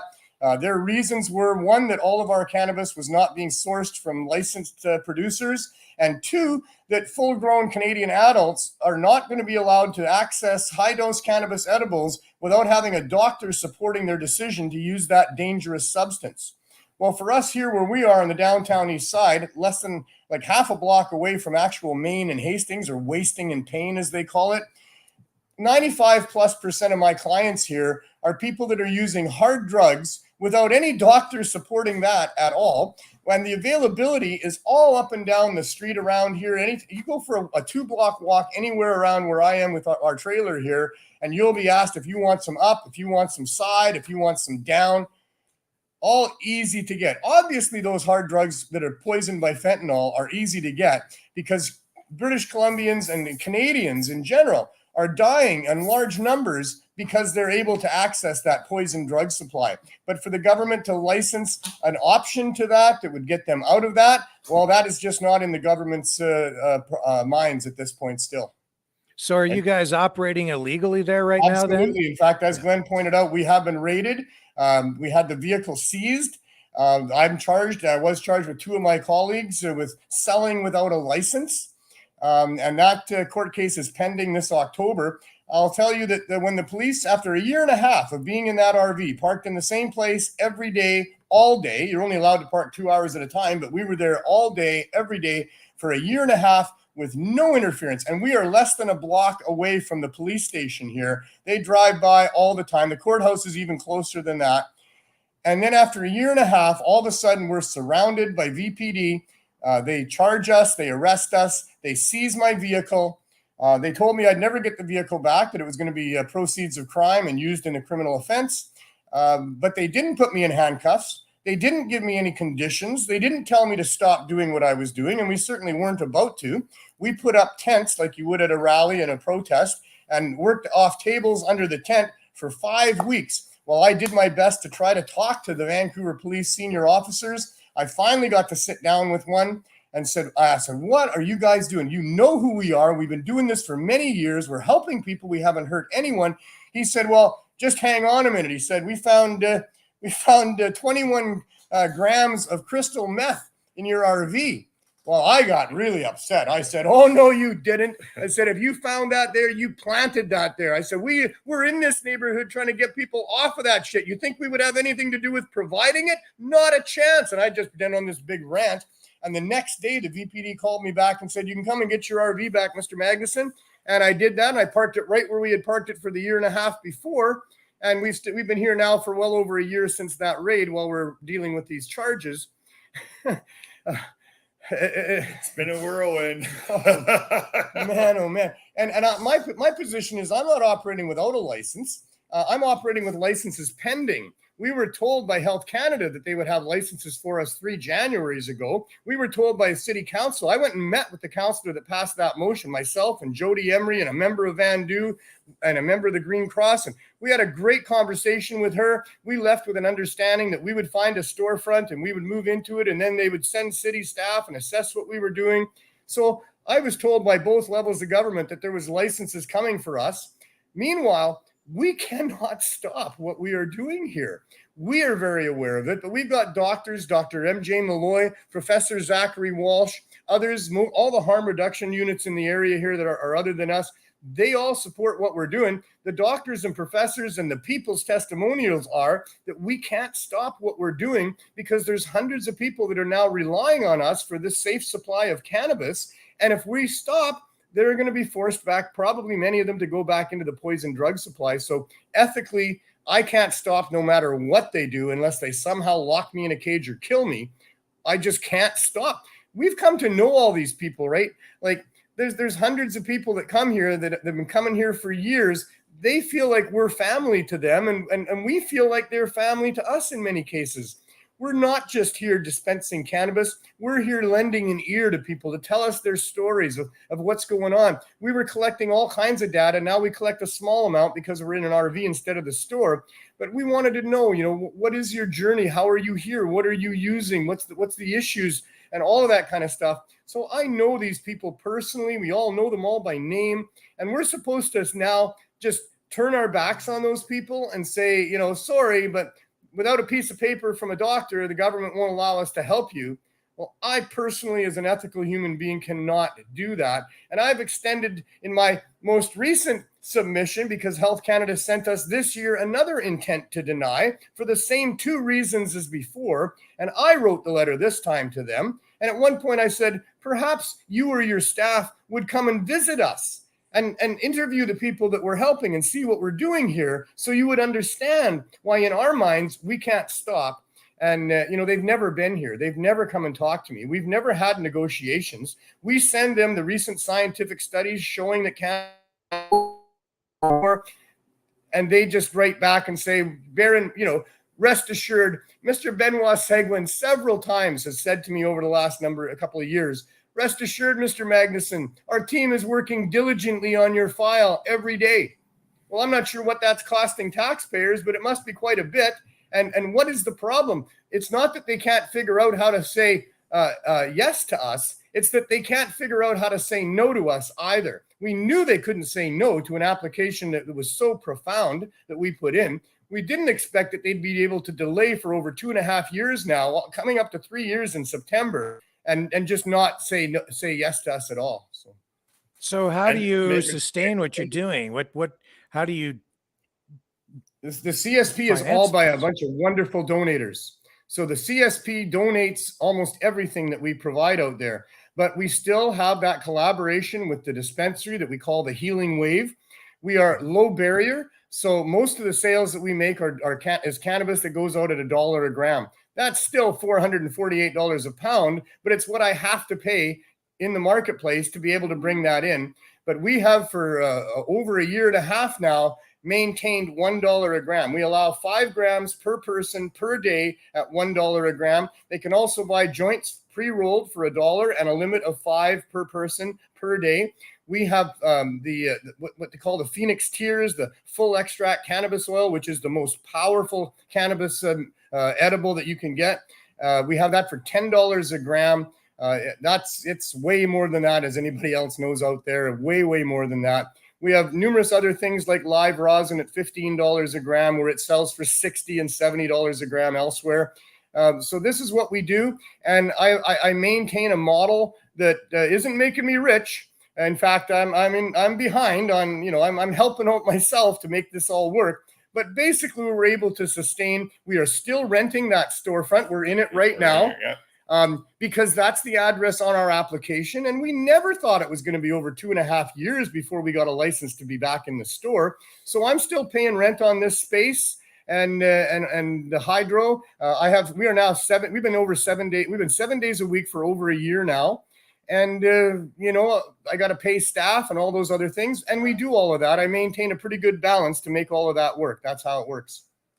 And that's not all. He provides 260 people 420 milligrams free every 4 days. Yeah. If you don't have any money, if you walk up and say, hi, I'm having a hard day, could I get a joint or an edible? We give it to you for free. Yeah, the program is still running. Yeah. We registered the people. We moved them from Vandu on the street over to our store.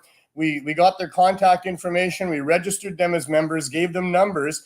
We stopped at 250 because that was about what we could maintain at the time.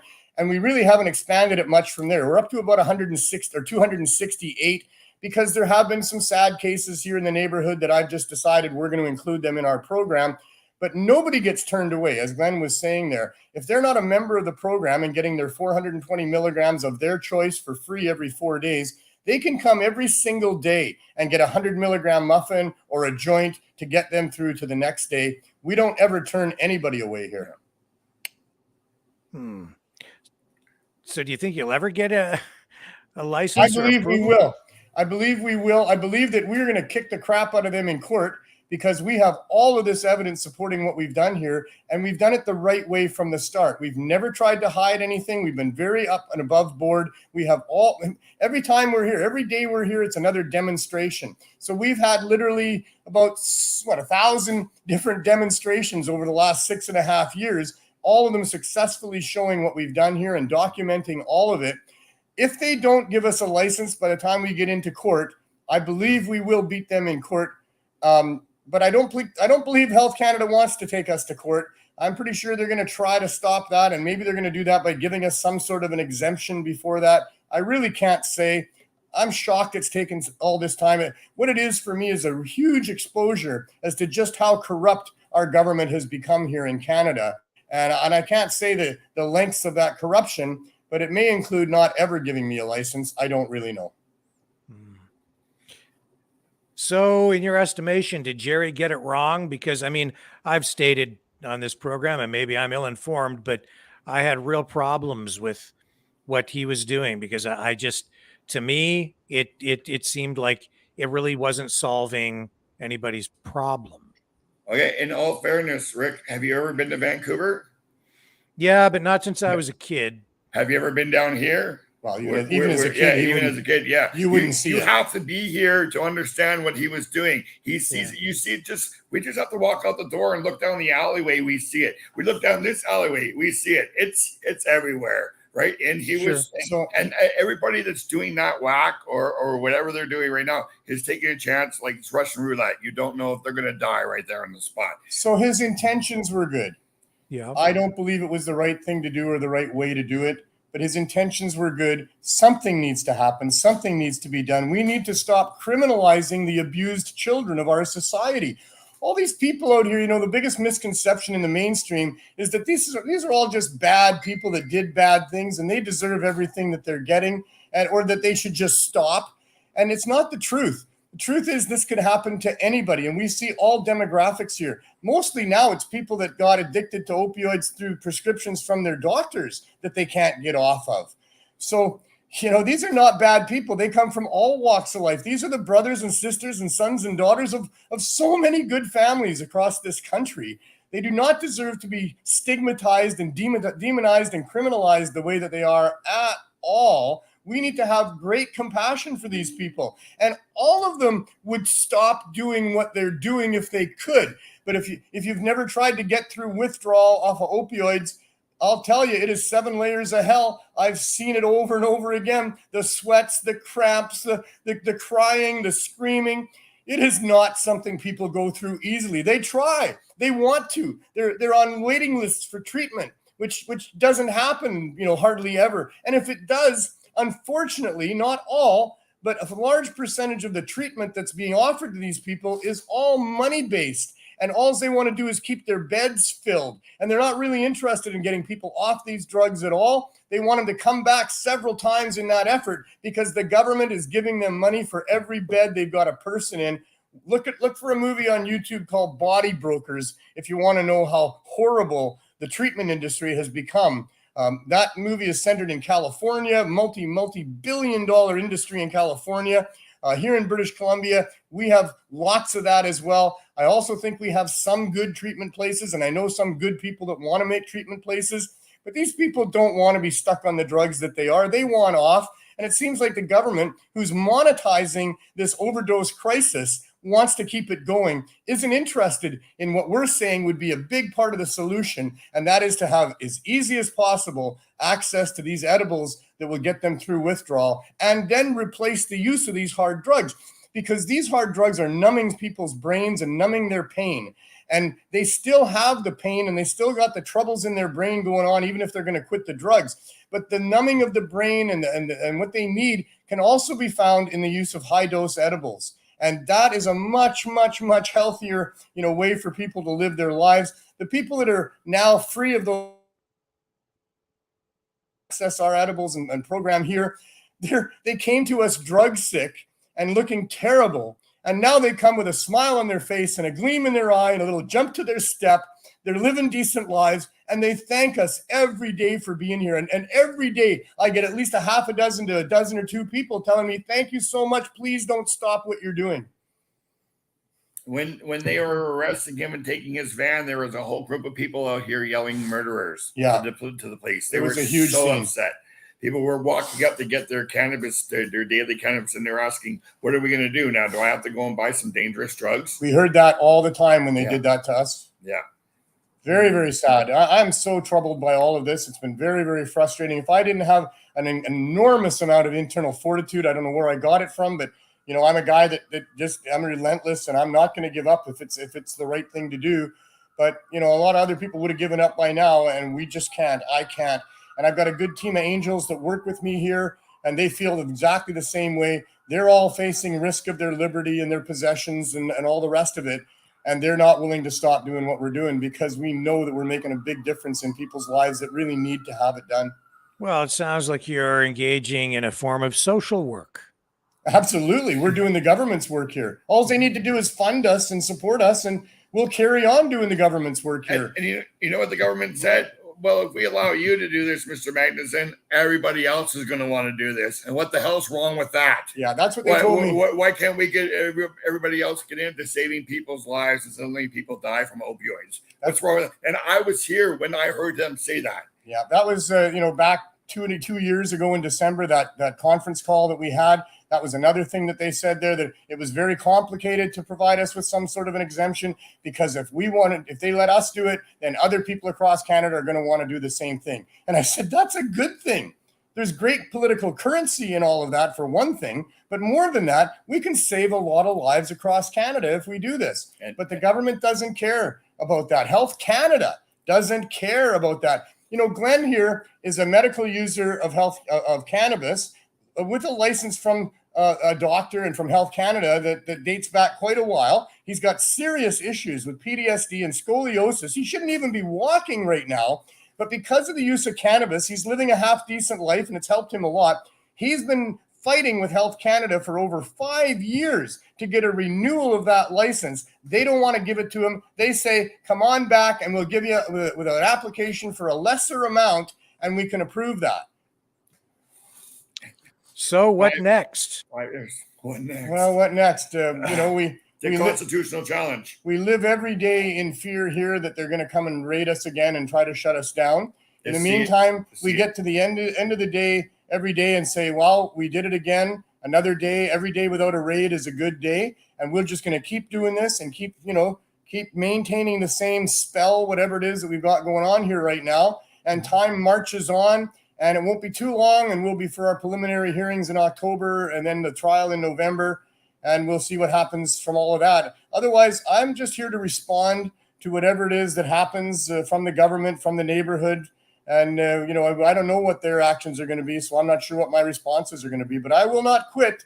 I will not stop helping these people that we're helping one way or another unless they somehow get rid of me. And if they get rid of me, I got a huge number of people behind me that'll step right in and take it over, because we know how important this is. We're not going away, and they're involved. So what happened with the raid was, we wondered, why the heck would they raid us? And there was some guy in a suit there that day that showed up, and he wasn't happy about where the RV was parked, because when he comes out of the lane, he can't quite see the traffic coming up. Well, we've never had a traffic problem, and that was, like I say, after over 1.5 years of being there. I don't think he got the answer that he wanted from the people in the RV. And they came and told me, they said, there was a guy here with a briefcase and a suit. The courthouse is right there, right? So I thought probably that was a prosecutor, because later on that afternoon is when we got raided. But when we got our disclosure, that wasn't the case at all. They had run a 7-month investigation into us with high-powered cameras, with undercover people and surveillance going on. And then they put together all this evidence that proves that we were actually selling cannabis, even though my RV has big signs all over it that we're a low barrier access point for people to get cannabis. They never came and talked to me. I always thought by watching crime shows on TV that, they take the main suspect in and put him under bright lights and ask him a bunch of questions. I would have told him everything. I was free and open about all of it. They never even came and asked me. They spent hundreds of thousands of dollars to put together this 7-month-long investigation and then arrest us. And then the Crown, on behalf of King Charles, and prior to that, Queen Elizabeth, who actually runs the show here in Canada, apparently, the Crown spent who knows how much money to put together disclosure full of all kinds of, well, we attended this day, we've got these pictures, we've got these officers, and on and on. And no mention of any victim or anybody that's ever been harmed in any way, anywhere in all of that. I've now had 16 court appearances, all on the public dime. There's more to come in October and November. My other two co-accused who actually pled guilty because they were told they would get a complete discharge if they did, they're still going through the courts. They've had 20 appearances. The latest thing is the Crown wants them to write out a 2,000-word essay on why it's wrong to sell cannabis, which they've refused to do. So now they're going to be back in court on that. So I would estimate somewhere around $1 million has already been spent on me and my program here. And if we make it into court in October and November, well, any day in a courtroom with all the money and expenditure and all those people on salaries, that's a huge bill again for taxpayers. It's going to be well over $1 million. And what are they going to get out of me in the end to pay back taxpayers for all that money that they thought it was okay to spend? They're looking for 6 months incarceration for me, house arrest. So for 6 months, I won't be able to leave my space here after dark. Well, that doesn't do taxpayers any good at all because I'm a citizen on patrol wherever I am. I'm an ethical human being. When I'm going through the world and I see people in trouble, I help them.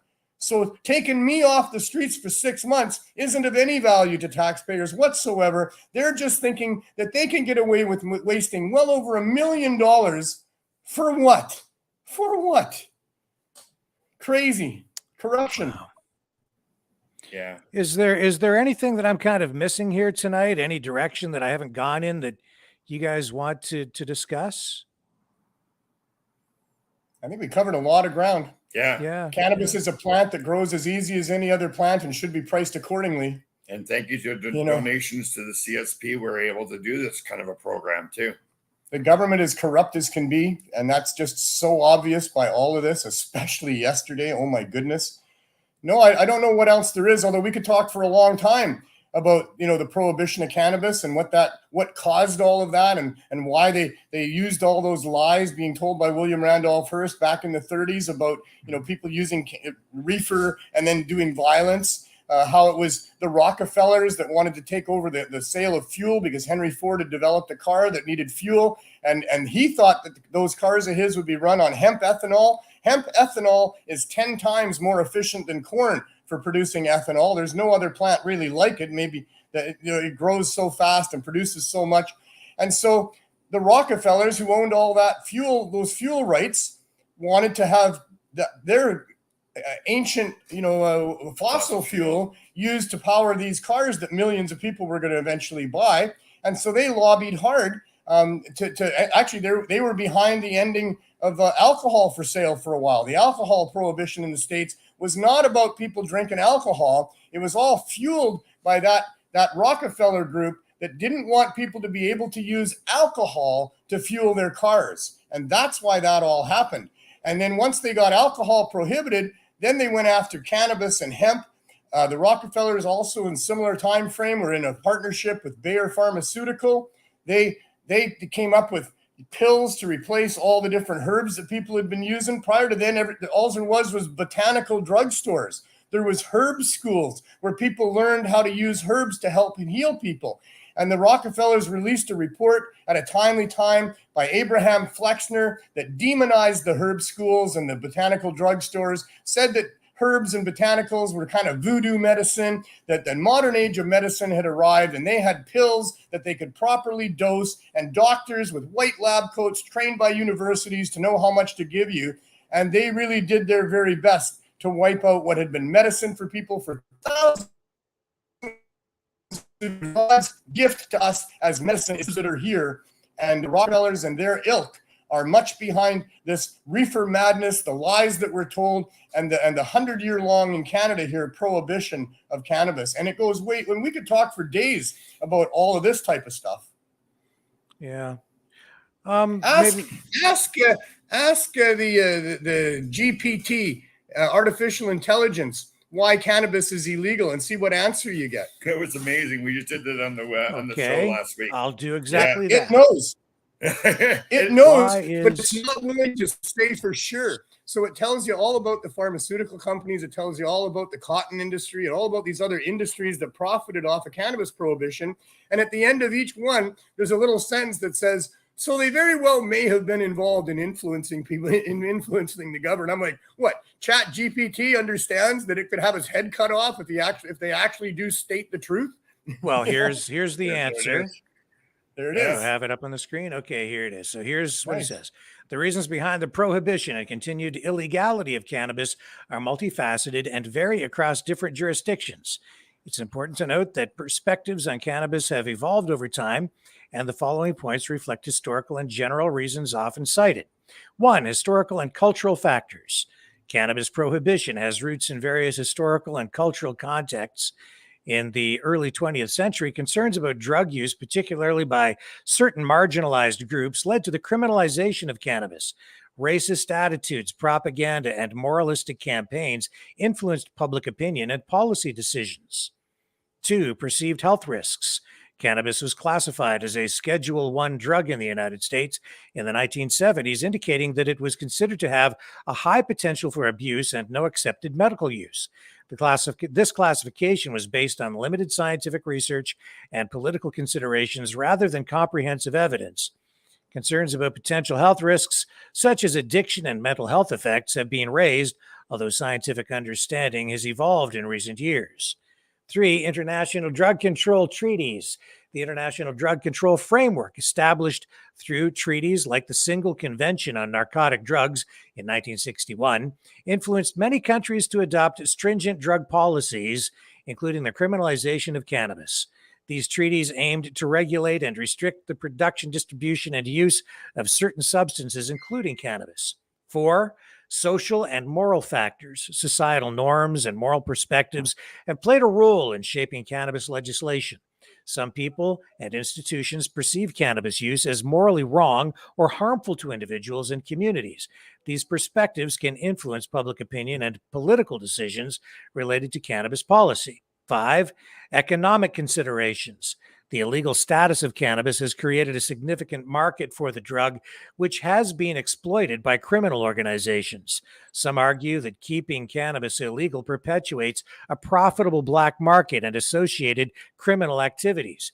However, the potential economic benefits of legalizing and regulating cannabis, such as tax revenue and job creation, have led some jurisdictions to reconsider their stance. It's worth noting that attitudes towards cannabis have shifted in recent years. Many jurisdictions have decriminalized or legalized cannabis for medical and/or recreational use, driven by evolving scientific research, public opinion, and evidence of the potential benefits of regulated cannabis markets. However, the legality of cannabis continues to vary worldwide, with different countries adopting diverse approaches based on their unique circumstances and considerations. And that is ChatGPT, artificial intelligence. There's an expansion on that as well, where he goes into much more detail about some of the factors behind, like pharmaceutical companies and stuff like that. I think it's on the third question. But the other thing is that, sure, these jurisdictions have now decided that they're going to embrace legalization, because they've been shown a legalization model that allows for strict controls, artificially high prices, and maintaining the same mechanisms of prohibition that have been in place during all the prohibition, so that all those people that are making money off of prohibition get to still make money off of prohibition. Like I said, all those growers and suppliers, they're not going away and stopping because now it's legal and they're going to be illegal. They were always illegal. They're going to keep making money for their families. So, you know, this model of fee to play is a good one as well, where the government controls all this stuff. The prices are kept way up there. A whole bunch of these billionaire stakeholders are making money off it. Is not something that we've been fighting for all this time. We want the free market to be able to be involved and let prices be where they are based on what it actually takes to bring this product to market. What amazes me is that the government comes along, they set up this system, and what I've seen is the producers, many of them ended up going out of business, and even some of the retailers couldn't make a go of it. It's like you couldn't have done a worse job of setting up the market. Yeah, all those players are being absorbed by the big boys. This will be like commercial tobacco. it's structured so that you really can't make a proper buck in it all the way along the way. My friends Don and Carol that own the weed stores, they're having a real hard time making any profit based on what they have to sell it for, what they have to buy it for. Their sales are down to 10% of what they were before legalization. They had 18 stores before legalization hit in Canada here, and they're now at about 10% of what they had before with respect to their sales, and the amount of profit that they're making on what they're selling is way down as well. They're struggling to keep up. All the privately owned stores here in British Columbia are struggling. Many of them are closing. There's two different types of stores. Those that are owned by those private operators that manage to get licenses for huge fees, and the government stores where no fees were paid, where public buildings are used, and where they have even better deals that they're getting from the government as well. They're able to turn a profit because taxpayers are subsidizing all that. But the other players in the market are being forced out because there's just not the margins there that there should be in a business. These businesses are being oppressed by government policies that are absolutely so contradictory to what policies towards business are other than that. Like even liquor sales and tobacco sales have way less restrictions on them as far as, who they can sell to, who can come in the store, all kinds of different things. For a while, they had the storefronts all blocked off so nobody could see what was going on there. So, heaven forbid that children see that there's flowers in there. But now we've had some robberies because the thieves can get in there and nobody knows that it's being robbed because you don't see it when you're driving by or walking by. So now they decided they're going to allow those stores to have the windows, the coverings taken off. But all of it is not applicable to all these other businesses. So many of these policies, it makes no sense, but it's making a lot of money for a lot of people that want to make a lot of money. But really, it's a logic-free zone. You try to figure it out. If you believe the government's here to help people, if you believe they have your interests in mind, you're going to figure out not much of that makes any sense with what they actually do, especially in the cannabis field. Yeah. Well, how do you think they choose who gets the licenses? What's your view on that? Well, I can tell you in Saskatchewan, it's all controlled. Saskatchewan itself is controlled by one major family there, and it's their friends and insiders that have gotten the licenses and many licenses. And I'm told that the similar thing is going on in Manitoba, that there's other big players involved in British Columbia. This is all corruption, absolute corruption. They need to start over and do it from a proper framework of reasonableness with what this product is all about and how it helps people. I mean, really, governments, public servants paid public money to protect the public and help the public with respect to the benefits of cannabis. They should be subsidizing people's access to cannabis, not taxing it, especially since the taxation, you would think, would be money that would be collected to offset harms and costs associated with that commodity. Well, with cannabis, the people that are using that are now not using so much alcohol. They're now not using so much tobacco. They're not now beating up their wives and children. There's so much savings to the society from people who will switch from some of those other substances, especially alcohol, to cannabis, that there's no need for taxing it at all. It should be just another commodity in the store. Some minor taxes, why not? Sure. But what they got going on, holy smokes, it's the exact opposite of the nature of this commodity that we're talking about. It is of benefit to people. It is not of harm to people. It should be the government's job, if anything, should be to make sure that those people that can't afford it get it, and that everybody else can afford it. And if they want to have high-priced stores in the marketplace and people want to charge $20 a gram for connoisseur-grown cannabis, that's fine. I don't care. They can do all of that. Rich people can have rich cannabis. They like to spend a lot of money and say that they did. I'm fine with that. But to be outwardly so actively restricting access to the people that need it, that can't afford it, that's where the crime comes in. That's where the corruption comes in. That's what needs to stop. And I've also heard that the government taxes the cannabis 3 times. It taxes the person who grows it when he sells it to the government. Then the government taxes it to the stores, and then the stores tax it to the people. So it's just about money. There's more levels to that. And we can make our own beer and we can make our own wine. Why can't we grow our own cannabis and buy it from stores just like we can now? And why would they limit it to 4 plants? And Manitoba and Quebec, they don't even allow people to grow any plants. Why would they limit it to 4 plants? Just so you can't engage in the commercial aspect of things whatsoever. I mean, how many tomato plants can you grow? How much tobacco can you grow? Lots if you look into it. There's not these restrictions on anything else. Why can't you grow cannabis? Because it's not safe for children in the home? Well, 95% of the plants that you grow as houseplants are poisonous to children. Kids just don't eat them typically. And when they do, they end up at the poison control center. And that is a thing. But they allow people, there's over 100,000 people in Canada that are allowed by the federal government to grow cannabis in their homes. Where is there a problem with children being around these plants? There isn't. So all of these things are made up, that it harms the developing brain. That is a bunch of BS. Cannabinoids are in mother's milk. Cannabinoids are actually just mimics of what our body's immune system creates to help us with the things in our body. And you wonder why that could be. Well, they say you are what you eat, but I believe that you are what your ancestors ate. That's what built our bodies. And this ancient of plants, it's one of a few percentage of plants in the world that have a really long lineage, has been providing human beings with, and not just human beings, have been providing the life on this planet with very nutritional seeds for all of this time. And the reason that we have an endocannabinoid system that creates mimics of the cannabinoids is because those cannabinoids were a big part of the diet of our ancestors for millennia. And all the vertebrates on the planet share the endocannabinoid system. Can I read this? The reason why cannabinoids appear to cure so many illnesses is because prior to prohibition, they were part of the human food chain. Dairy cows ate feral hemp, which was rich in CBD, and passed the CBD to humans through their milk.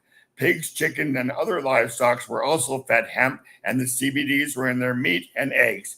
Beginning in 1937, the government eradicated all forms of feral and cultivated hemp, thus eliminating CBD from the human diet, of which it had been part of prehistorical times.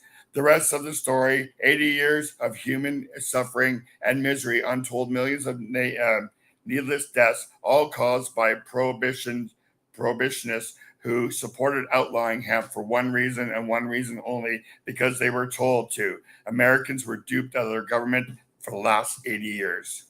The long chain essential fatty acids found in the cannabis seeds are in a direct relationship with what is required by the human body. 80 years later, we are all of us deficient in the essential. I lost the word there. But these things that are essential in our diets have been taken out because of taking cannabis. And as Glenn or that article pointed out, it used to be the way farmers in North America got through the winters. They would grow cannabis in the summertime, lots of it. They would capture all of those seeds. They'd put them into the galvanized buckets. They'd crush them to get the oils flowing. They'd put them in the hot sun and let them dry into hard bricks. And the cannabis bricks would be stored in the barn and used to feed the livestock throughout the wintertime. And all that livestock that we were eating, all the eggs and everything else, was all loaded with CBDs and the cannabinoids. And that was a big part of our immune system. And now we age quicker than we should. We lose our eyesight quicker than we should. We lose our hearing quicker than our should. Our skin stops staying the way that it should be, malleable like it should be. And all of that is a result of those essential nutrients being out of our diet. And now the pharmaceutical companies can come along and say, here's a pill, Exactly. right? And then when you take this pill, you might get a side effect. So here's another pill, right? Because we're not getting what we were supposed to before 1937 and keeping our bodies healthy. There's moms out there that are worried that if they smoke while they're breastfeeding, when they don't even know that their breast milk already has cannabinoids without them smoking. Right? And society will go, oh wow, you're breastfeeding and smoking cannabis or eating cannabis, and isn't this hurting your child? No. There was studies done in Jamaica with newborns and effects from using cannabis, because many of the mothers were using cannabis. No ill effects were determined. And now here in Canada, I think we're a pretty good study group as well, because there's a lot of cannabis being consumed here. We don't have incidents of children being, deformed or delayed in their growth because of cannabinoids. It's not a thing at all. In fact, it's the opposite. We need those cannabinoids for our development all the way through from the time we're in our mother's womb until we're old. But all of these things were hidden from the public. The studies that showed all that were never released to the public. The only ones that have been released are the ones that were in favor of what the pharmaceutical companies and the government wanted to do.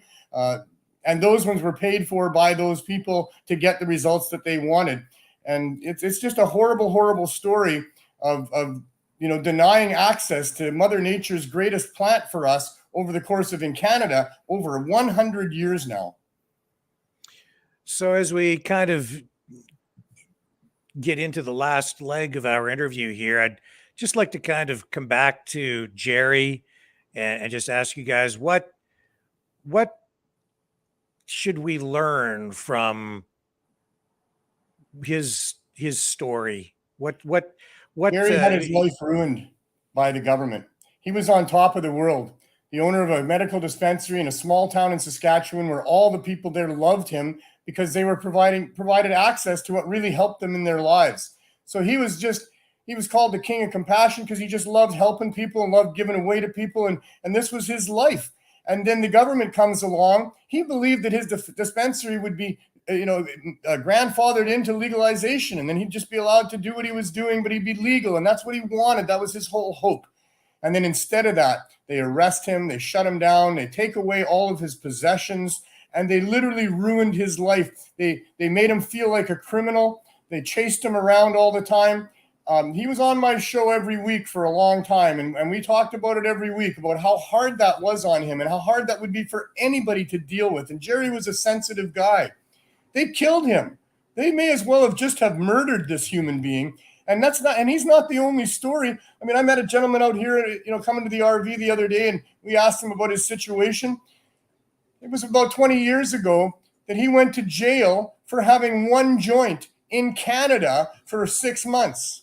That cost him his housing. That cost him his job. That cost him his status in society, now being saddled with a criminal record. He spiraled down, ended up trying to cure his depression with hard drugs, and he's been homeless and addicted for all these years, all because he got arrested for a single joint. They have ruined so many lives. It's impossible to calculate the damage that has been done by this. They need to apologize now and stop any restrictions, never again a penalty for something to do with cannabis. And if we run out of cannabis, well, then maybe they should limit how much every person can have at a time to make sure that there's enough for everybody. But until that time, worrying about how much cannabis a person has, worrying about if they have cannabis, none of the government's business. It is not their right or place to be stifling commerce or interfering with commerce. It is their place as public servants to facilitate commerce. You have a person that wants something, you have a person that has something that they want, they get together and make a deal on that. If there's dangers and harms that come out of those situations with the commodity, then there is a role to play with governments and minimal regulations. Regulations against free people have to be as minimally intrusive as possible. And almost all regulations that are required for the things that are dangerous in our society are simple words on a package at the point of sale. And that's all that's required. And that is all that would be required for the cannabis concentrates and edibles. And as for cannabis flower, there's just no need for any restriction on any of that or any regulation on any of that, any more than there is for coffee or lima beans or whatever else is in our marketplace. And Glenn, how would you like people to remember Jerry, the proprietor of the drugs store, and your friend? Compassion, somebody who was taken advantage of, made an example of when this new legalization came through. I want him to be remembered as the man he was before he got back involved with those hard drugs on a personal level, because they really did change who he was as a human being. And prior to that, the real Jerry, a wonderful guy. I loved him. Yeah. Well, he was only, how old was he? 51 or something like that? Yeah, 51. I think. Yeah, I can look on my phone right now if you want. No, it's okay.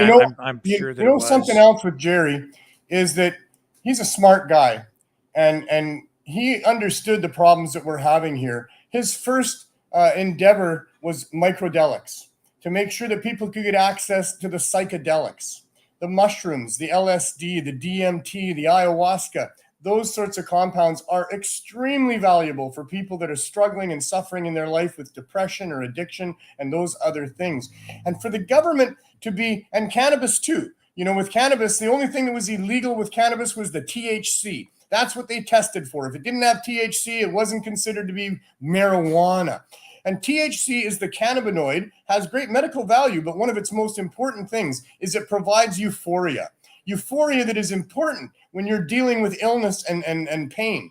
So when you're seeking out a natural product that's going to help you with your dis-ease, it has, the cannabis plant has this euphoric molecule that allows you to be in a better state of mind, if you will. You know, laughter is the best medicine, and cannabis can make you laugh. And these other psychedelics as well. What is it that the government is using our money and our criminal justice system to prevent people from doing? They're preventing them from thinking in certain ways, from altering their mind in certain ways. These are mind crimes that are being committed that the government is trying to stop from happening. They don't want you thinking. Nixon said, we can't have all these young people sitting around smoking marijuana and wondering why we're paying taxes and going to war. You know? So we're talking mind control, and that's what's trying, and nature provides these mushrooms. They're in the front and backyards of everybody here every fall and every spring. Are they all criminals for having those things there? Are they not, you know, part of this community of life on this planet? Are they not able to go and pick that out of the ground? And if they think it's going to help them, are they not allowed to try it? You know, it's just stupid as hell. It's crime. It's corruption. It's not stupid. They're not ignorant. This is not ignorance. This is corruption. This is about the crown. This is about the king and all of his little minions of elite people that want to control people, that want to make sure they're not thinking thoughts about why they're paying taxes and going to war, and they want to profit off of us as best they can. They want to keep us sick so they can sell us pharmaceuticals. The implications just go through so many levels and so many aspects of human life that I think that the attempt to restrict access to cannabis over the last 100+ years is one of the worst crimes against humanity that's ever happened. And I dare anybody to try to convince me otherwise with all of the really obvious harms that you can see that's been done. And with mycodelics, as Neil started, Jerry found that if he could alter the chemical makeup of it, it was legal to sell. And that's what he was doing. Yeah, there was analogs that were legal that still work. And so some pharmaceutical companies or some people, investors, were trying to help him do this. So the stuff was available online at Mycodelics. So you just look it up and you could get something for DMT, you could get something for mushrooms, you could get something for acid. And it was all legal because it changed the chemical makeup, but you had the same effect. So that's how he was trying to help people. Well, denying human beings the nature that's there for them when they're struggling and suffering is a serious crime against humanity, in my opinion. Well, you talk about a mind crime, and you guys have certainly put your minds to this. You've thought your positions out very carefully and thoroughly.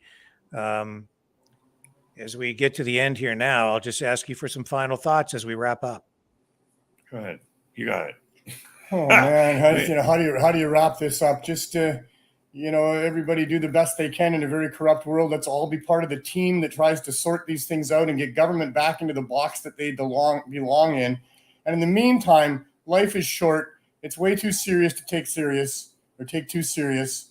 Have as much fun as you can, but let's be all part of the same team here. And I would say to all those people who are telling their stories in the comments here, write your letter to Health Canada. Let Health Canada know how much cannabis has helped you. I've been off crack cocaine for over 25 years because of cannabis.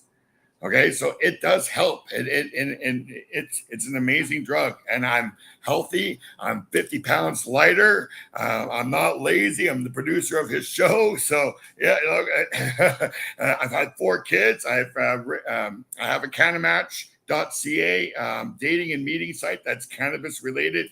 You never have to ask anybody if they smoke cannabis on Cannabis, because that's all we do.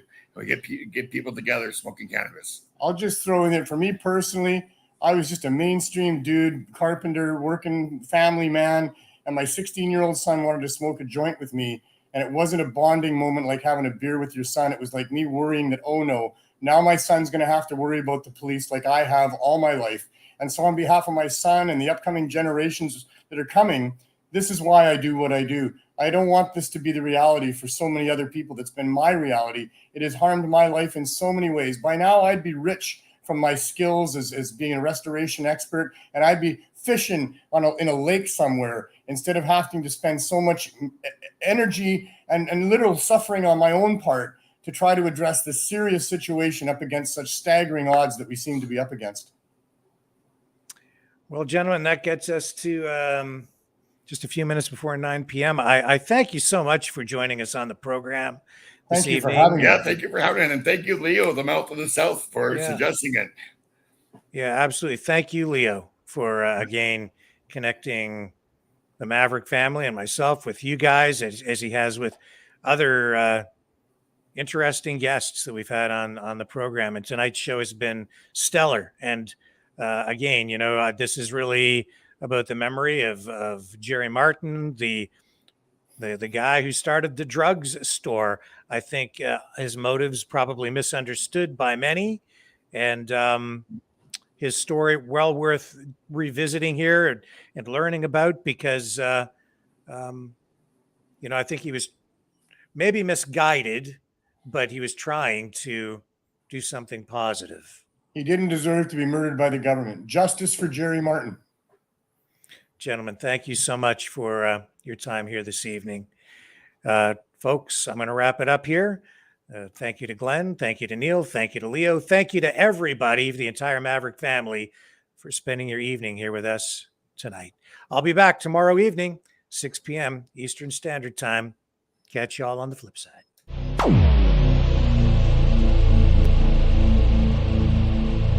This has been a Maverick Multimedia production.